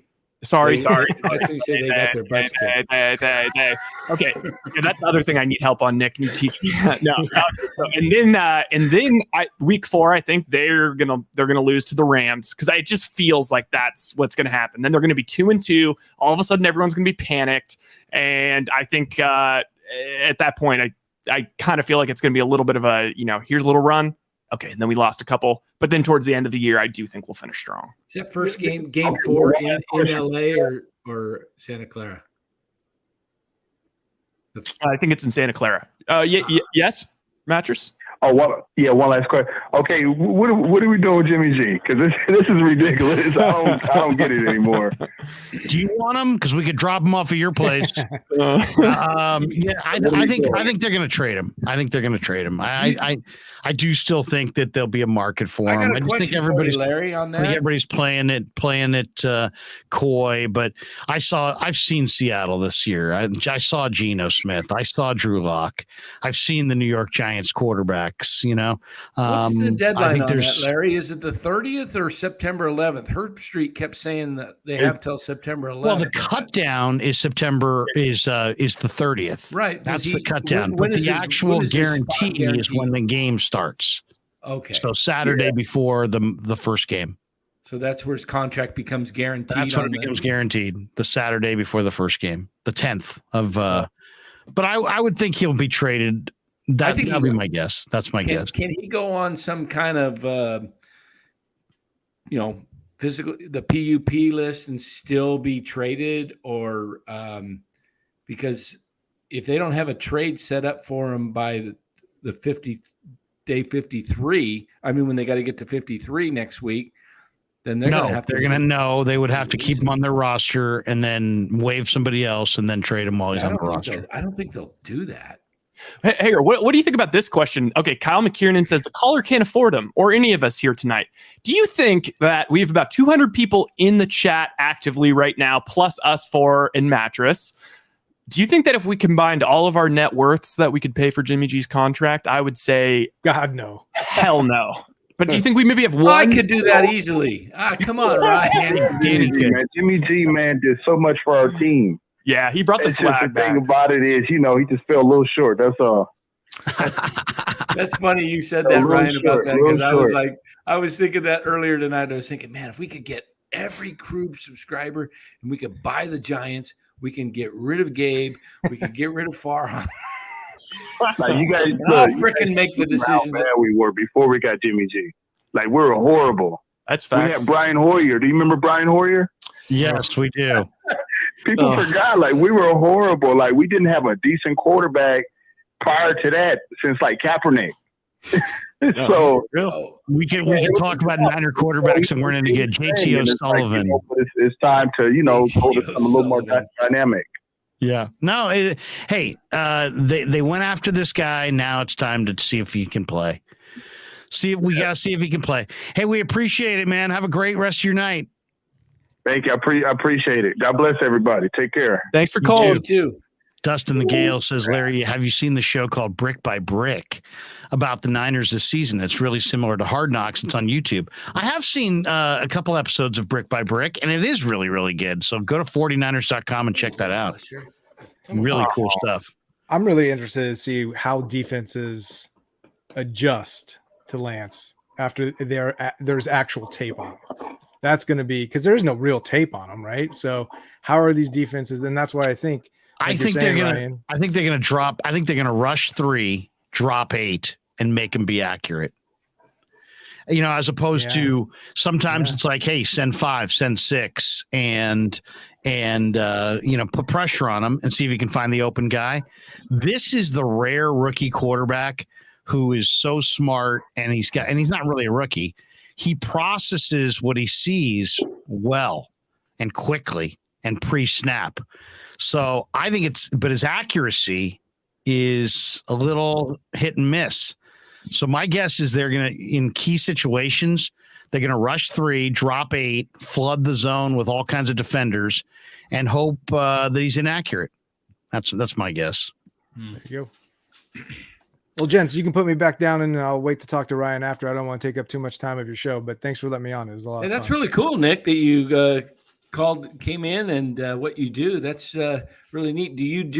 Have you done any kind of big movies or anything, or what do you do? No, I haven't done anything big. Everything I've done is to hopefully get someone to see it and then invest in it, right? So I make my money, besides teaching, I make my money doing corporate commercials and making VPs of tech startups look like rock stars. That's what I do very well. I make nerds look great. And then I take that money and then I go make my own projects. But you hear that, videos, yeah, I will make that guy. If they brought me up there, I would make that guy look like he was Mick Jagger. I swear to you, I will make him have style. I will make him have rhythm. Could you make him make a trade for somebody we've heard of? I can't do the impossible, Larry. Oh, okay. Not do the impossible. Well, dare to dream. Dare to dream. There's always tomorrow. Man.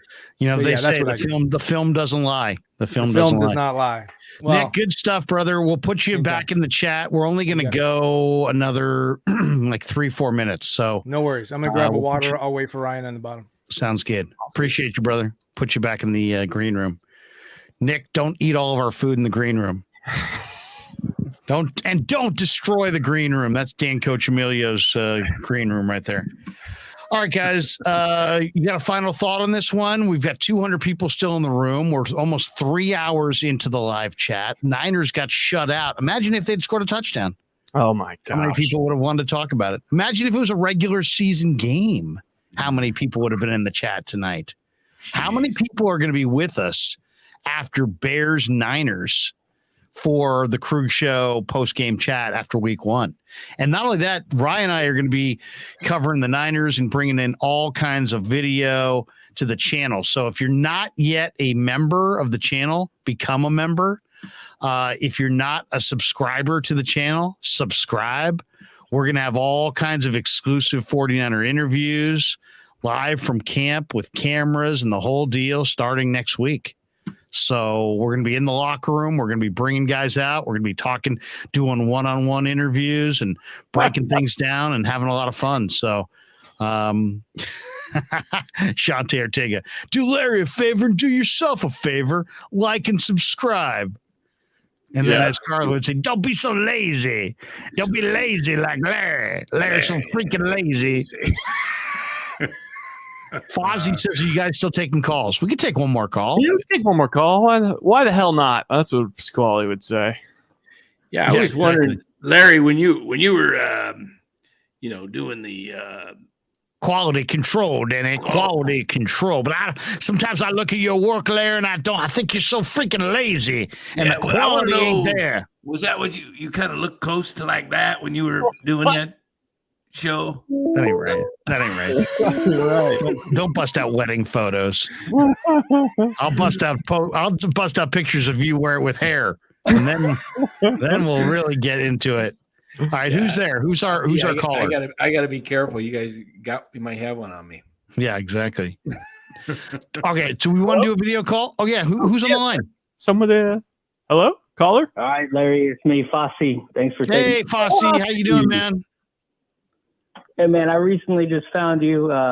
Great stuff, man. Appreciate all the Bay Area content. So I'll be quick. Oh no! Just real quick, I do want to say that your prediction about Purdy being way better than Sudfeld is coming into fruition right now. Yeah. Good call. And I do want to say that we'll be okay. 49er fans, I know they like to freak out. Just fix the O-line. We'll be all right. Cheers, guys. Have a good night. All right. Hey, Fosse, good stuff, man. Thank you, brother. Yeah, fresh in, fresh out. Quick in, quick out. Maybe we should have the phone call spot, the fresh in, fresh out hub. Yeah, fresh in, fresh out hotline. You know, we got to get this guy right here. This guy. We grew up with a Sunday dinner. We got to get that guy to read the number. Yo, you want to get in here? You want to get in here? We got to play a video. Yo, this is Pasquale Batanti. You want to get in here with Krueg and Coccimilgio and Smitty over here? You gotta do something like that. We got to do something like that. We got Monday when we play in the golf tournament. We have to get great Pasquale sound. I want to get Niner interviews, but those we can screw up. It'll be okay. We cannot screw up the Pasquale interview. I'm so excited. All right, guys. Final thoughts here because we're closing in. We're 2 hours. We're exactly 3 hours now. Okay, I just answered another one. Welcome to the Fresh In, Fresh Out hotline. Caller, what's your name? Hi, my name is Shardal Gupta. I'm calling from Fremont, California. Shardal Gupta. What's going on? You know Shardal? I've never heard of Shardal. Shardal? I don't know why. It's probably not the same Shardal. No, I think this is a Shardal from the Midwest, from Oklahoma. Shardal, you from Oklahoma? No, I'm from Fremont, California. All right, Danny's busting you. Shardal, what's on your mind, man? What did you think of the game? I think it was pretty impressive, but I think that we didn't score. We didn't put any points on the board, which is kind of disappointing because I know I was watching the game while I was at work, and it was at 17-0, and we literally didn't score any more points from that point on. Well, Purdy did find Snead in the fourth quarter, and Snead just dropped it. So it was kind of more like it was a 17-0. It was really more like 17-7. Yeah, we'll count it. I mean, is this football team really great? They could have put 7 points on the board. They put 0, which is absolutely repulsive. I mean, I just don't understand why, there were no touchdowns scored in this game. Like no field goals, no touchdowns, no 2-point conversions. Do you think that perhaps Shardal Shanahan is kind of sandbagging the rest of the league, and maybe he decided to run out his worst offense and his worst players out there today, and just? I mean, I think Kyle Shanahan is more like a villain of the San Francisco 49ers. I like it because he's putting so much pressure on his players. Like he's not letting them play. Like he's saying, stop being so soft. I've never seen Kyle Shanahan be so soft ever in my life. I think he's holding back. I think come September 11th, Shardal, I think when they come out of the tunnel, I think they're coming out to the song Eye of the Tiger, and I think the Bears are going to run away. Shardal, we appreciate the call. I'll say this. It's Mark Graves says it best. It's preseason. Relax. Hey, Moses Lopez keeps trying to. Hey, Moses, you're jumping in on the video, and then right when we go to you, you disappear. Larry. Chardol. I love the Krueg show. Keep doing some great things with the show. It's coming, baby. And talk 49er football with all of you guys, but I hope you have a great rest of your night. Hey, Chardol, Chardol. this thing before we hang up, do you have a message for us to relay to the great Pasquale? You cannot have dinner on a Sunday night. There you go. All right, I'm going to tell him that. As the Rolling Stones once said, you can't always get what you want. All right, Chardol, have a great night. Thanks Now so we much. go to the video call where Moses Lopez joins us Hey, wearing the Giants hat. Hey, Moses, how are you, man? Hey, Giants man. hat? No, this is a Paris Saint-Germain hat. So Oh, okay. Little PSG. Yeah, PSG. Nice. No, I was at the game tonight, man. So Oh, it no was an way. experience. Yeah, I live in Houston. So Oh, cool. yeah, no, it was I was like, so we kind of got there kind of late, and we got there as soon as like the Niners like gave the ball away. Right. I do agree with the caller that was earlier that they just got like out physical tonight. Like it was just Yeah, they got Seeing it manhandled live. in the trenches. Yeah. seeing it live was like, oh my gosh, what's going on? But it's preseason, you know. I've been watching this for a long time, so you know. Well, it's not just preseason; it's preseason game number 3, right? Yeah. Or, and what that really means in previous years, it's like preseason game number 4.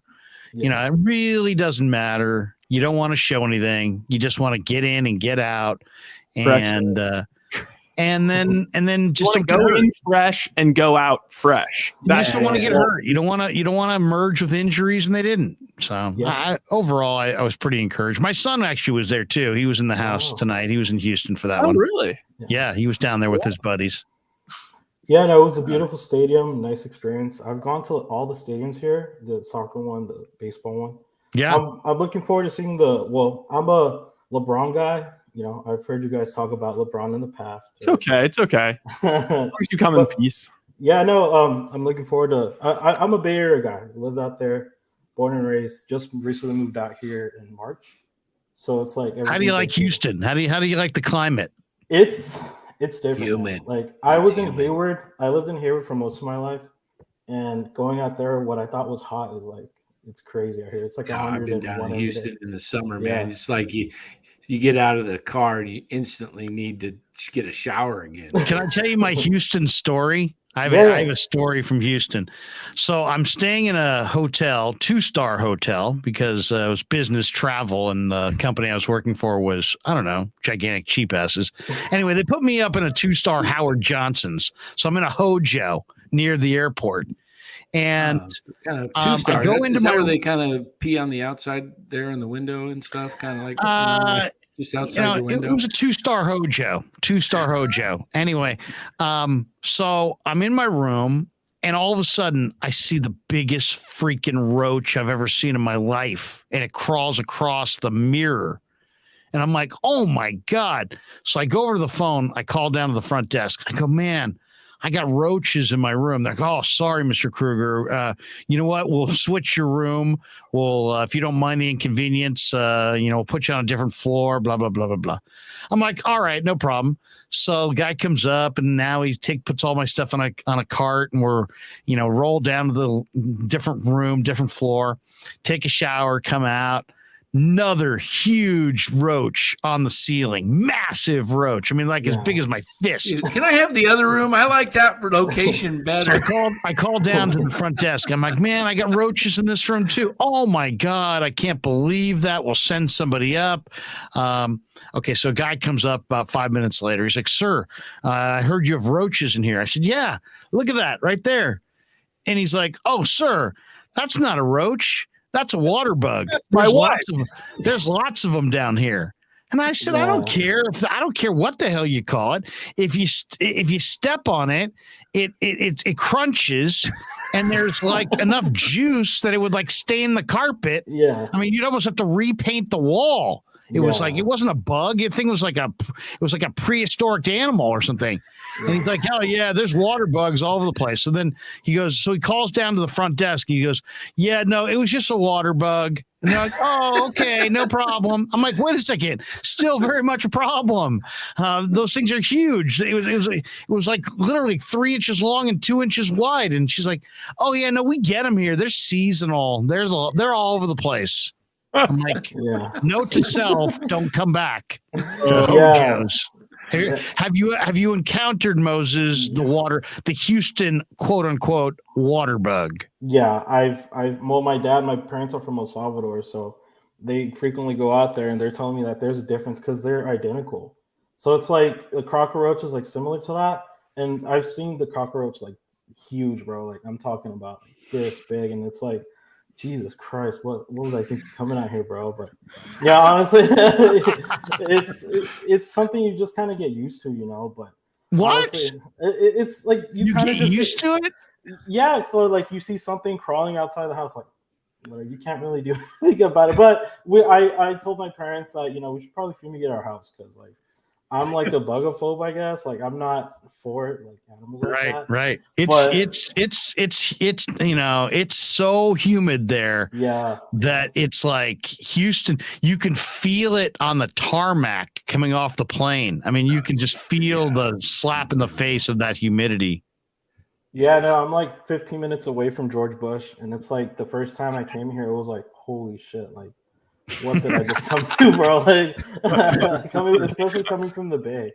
It's like seriously, we're the Bay Area. We're basically living in a bugless society here. It is true.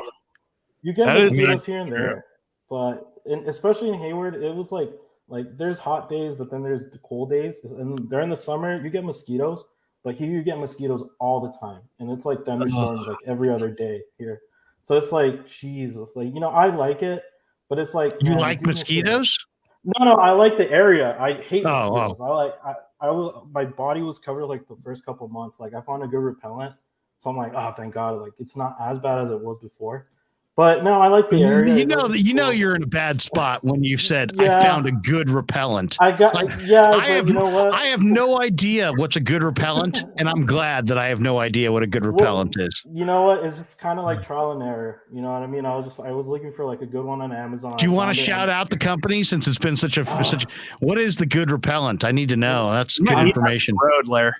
What's that? I need that for the road this year. Seriously, I mean, I almost feel like this is like a good fishing spot. Hey, man, I know a guy who knows a guy who can set you up. I know a guy who knows some great bug repellent. Really?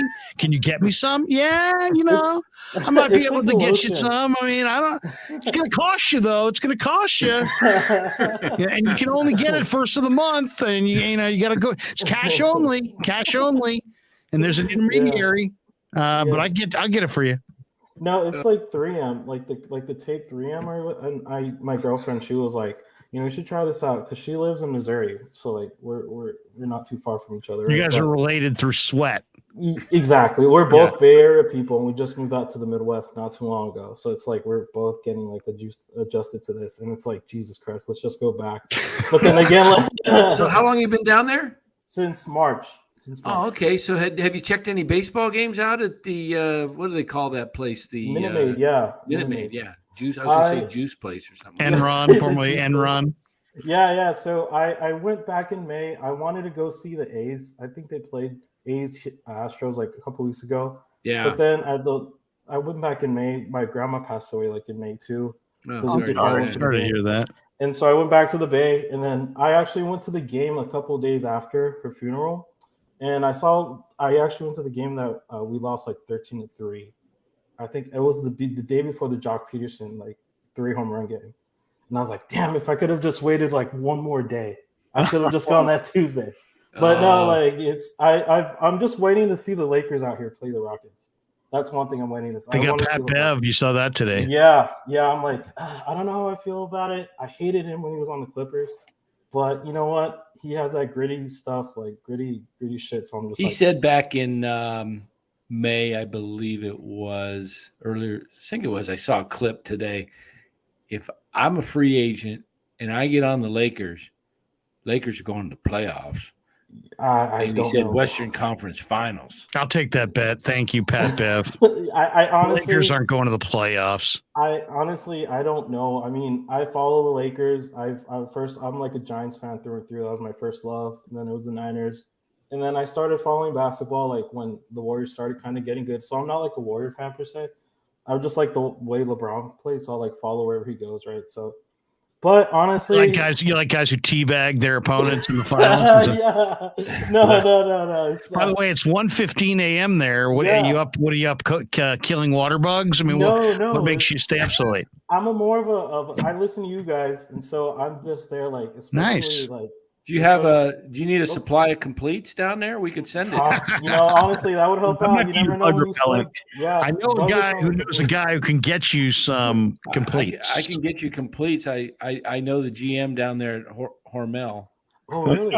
Oh, okay. Yeah. That'd be with these floods and stuff here. Like, honestly, you never know when Seriously. When you'll need that. It's like swag. You need some. Sometimes you need some swag. Exactly. Sometimes you need some complete swag. Exactly. All right. So if you want to send those my way, I'm totally open to that. If you put those out, you open them up and you just put them out. It'll get rid of your bug problem. Oh, dude! If I can help out, oh my god, that'd be awesome. So, hey, can we ask what made you and your girl leave the Bay? Was it the cost? Yeah, it was the opportunity to just kind of like own the house free, like straight out. So I grew up in Hayward. Well, I grew up in South San Francisco. Where'd you go to high school? South City? Logan. No, James Logan. So I moved across the Bay. There you go. I'm a music guy. So I was there. Can you sing? I can play bass. I play bass and drum. Oh, do you? Can you sing though at all? I harmonize here and there. I sing to my girl. I just sang to her. Give us a quick little Look at something. They try and get me up, but I don't have a voice. I want to hear somebody like, what do you sing to your girlfriend? Like something real. You're putting me on the spot. Come on. I mean, nobody's watching this. There's nobody in this chat. I can't. Are you kidding me? You might get you a ticket somewhere. You never know. Give us an example of a song that you would sing to her. Do you know one that you don't have to sing it necessarily, but what song is a song that was it one we would know? I'd be working my way back to you. No. Okay, I'll mute Danny. That deserves a mute. I mean, don't you think we need to mute him on that? I mean, no. I love Danny. I love Danny. You love Danny. All right. Well, then we'll unmute him. There we go, Moses, man. Look at that. But no, Moses honestly, is the man. I love the show, guys. It's really just, especially when I'm there watching these Giants late. Now that I'm here, it's like, Jesus Christ, I'm so pissed. And I feel like this is kind of like therapy in a way. I'm just watching you guys. You guys are like helping me like cope with this crap. Because man, this season has been like, Jesus Christ, dude, why can't we just play good ball? Last year was such like, it was kind of a good send off for me. I'm just like, we lost to the Dodgers, yeah, but now in retrospect, we had a good year last year. No one expected that to happen. But now it's like we're down to earth, and I'm like, shit. I live in Houston now, like Space City, bro. So it just completely went down, man. So honestly, I just want to thank you guys. You guys have been like a good way of me to just like, watch you guys. And I agree with a lot of what you say. And Kapler out. I watch a lot of European soccer. Nice. All those guys. I heard you're doing TalkSport, and I listen to them too. Yes. We were on TalkSport tonight. We're doing Niner pregame on TalkSport. We're going to do postgame on TalkSport. We're going to be doing lots of Niner coverage on TalkSport in London. So check us out, man. No, yeah, Tottenham's my team in PSG. Tottenham and PSG. I don't know if you guys know, but I want to go out to London. I want to go out to London for sure. What's up? Very cool. Oh, very cool. Stone. Homing Son. Yeah. Homing Son. That's my guy. Is he really Ocho Cinco's cousin? No way. I don't think they're related. But math didn't quite add up to me. But no. I'm diehard. I love Bay Area sports. I always will. Every time I go back, for sure. Just like I look forward to meeting you guys. Hopefully one day. Kind of like very cool. So, Kyle says we're years out. We got to watch the process. He says Krug show is legit. Stoked you watch from Houston. Moses. So that very cool. The one thing that we didn't anticipate when we started this is that, that it would kind of become this kind of like community, that Bay Area transplants who are living, outside the market would, kind of tune into it and kind of have a connection to home, which is really kind of a cool thing. But I'm having tons of fun. I know Ryan and Danny are as well, and we're going to bring even greater stuff coming to the channel in the next few weeks. So, man, I just would say not just to you, Moses, but to everybody out there, wait until you see what kind of content we are going to be bringing Niner-wise in the next few weeks to this channel, to Talk Sport, and awesome, it's going to be incredible stuff. You can catch me on 95.7 The Game. We'll have some of it over there. Some of it will be right here on this channel. All of it will wind up on Talk Sport, and Rye's gonna be a big part of it, and it's gonna be great. It's gonna be absolutely awesome. So, Moses, we'll let you go, brother. Yeah. But you got a final thought? Yeah, I mean, very cool that you're staying up late. I'm glad that we can bring you a little Bay Area kind of feel as you're kind of missing home. I'm sure living away for the first time, but we appreciate you being in this thing, man, and thanks for jumping in on the video. I'll say this. I was saying this to somebody like months ago, that of all the things that we've done on the YouTube show, and we got over, approaching now 7,000 followers and subscribers, I should say. The coolest thing, I think, in some ways, is what you're doing right now, which is these video calls, right? I think the video calls they're awesome. It's like I've done radio since the 90s. Callers are audio, and then then there was all kinds of ways you could communicate, faxes, and then emails, and now Twitter and all these social media different things, and text and that kind of things. But there's something about video calls. Nick Martinez was on with us before. Nick's still hanging in the green room. The video calls are freaking cool. It really is cool. So I encourage you to call us as much as you possibly can going forward. We'd love to check in with you, even if it's just 5 minutes, 10 minutes, whatever. But thanks for joining us tonight, and we're going to get on with this. But thanks for jumping in. Go Giants, go Niners. Go away, Gabe Kapler, and for sure. And watch out for those water bugs. Oh, for sure, man. No, cool. One quick thing. Don't step on them; they stink. God, trust me. I don't want to do that. No, the weekend that my brother is going back to the Bay frequently, so he actually ran into Will Clark. Did he? Yeah, very cool. They were on the same flight going out to his tribute, or like the day they were the Giants were celebrating him, and he was like pissed about it too. So like everything he kind of said on KMBR, he was telling my brother, and he was like saying that all these guys shouldn't be playing. Like, Jesus, they're like batting like under 250. Like, what the hell are they doing? They're hitting them off. Wade, who's hitting 175. They're leading him off. I mean, all you need to know is it's August, and they're leading off a guy hitting 178. Yeah, honestly, that's the only thing I just wish for consistency. To be honest, till the end of the year, it's just like Jesus, just have solidified guys in each roles, and I feel like if we do that, that'll be so much better. But we'll see, man. We'll talk about good stuff, Moses. Hey, man, have a great late night. I guess it's early morning there in Houston. Yeah. Thanks for jumping in. Thank you, guys. Thanks for taking Take care, Moses. See you, man. That was very cool. Also, I do think the video calls are freaking awesome. I would love a show. I know Grant does this. He has his Cone phone. I'd love to do a show where we literally just go from video call to video call to video call to video call. I wanted Moses to incorporate that. I wanted Moses to hear him sing what he sings to his girlfriend. You were putting him on the spot. The biggest shocker of the night is that Moses likes Danny. I bet he's pretty good. I bet he's got. I bet he's smooth. Dan's got fans. Who knew? I bet Moses is smooth. I bet he's smooth. He's got swag. Moses has got some game. He's like, baby, come here. I got something for you. Danny starts moving those shoulders a little bit. Yeah. I'd love to get Moses in the fantasy league. If honestly, I think that we're gonna end up having like 1 or 2 extra spots. So really, yeah. Well, let's do this. Do you now? If we end the live stream, are you gonna be able to duck into the green room? Yes.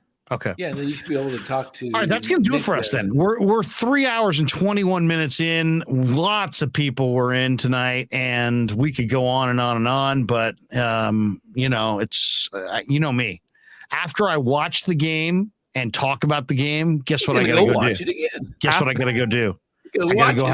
I gotta go make myself some ass pancakes and watch that bad boy again. Yeah, man. So I'm off to the ass cakes and then a little bit more Niner ball. But you gonna have some sausage with those? Of course, New York style Italian sausage. Wait a second. We grew up with a Sunday dinner. We did grow up with the Sunday dinner. Yeah, you all right, gotta guys. make sure you eat those things because they're from New York. Connecticut. Good stuff, Danny. Great stuff, Rye. Great stuff, guys. Hanging in the chat in the green room. Nick Martinez and Moses Lopez. Hey, I see you guys hotboxing my green room. I can see the smoke. I can see Nick is just past the J. Hey, is that legal in Texas? Nick is a professor. You're not supposed to knocking that down, man. It's a guy who teaches America's youth, and he is destroying the buffet in our green room. All right. See you guys tomorrow on the Krueg Show.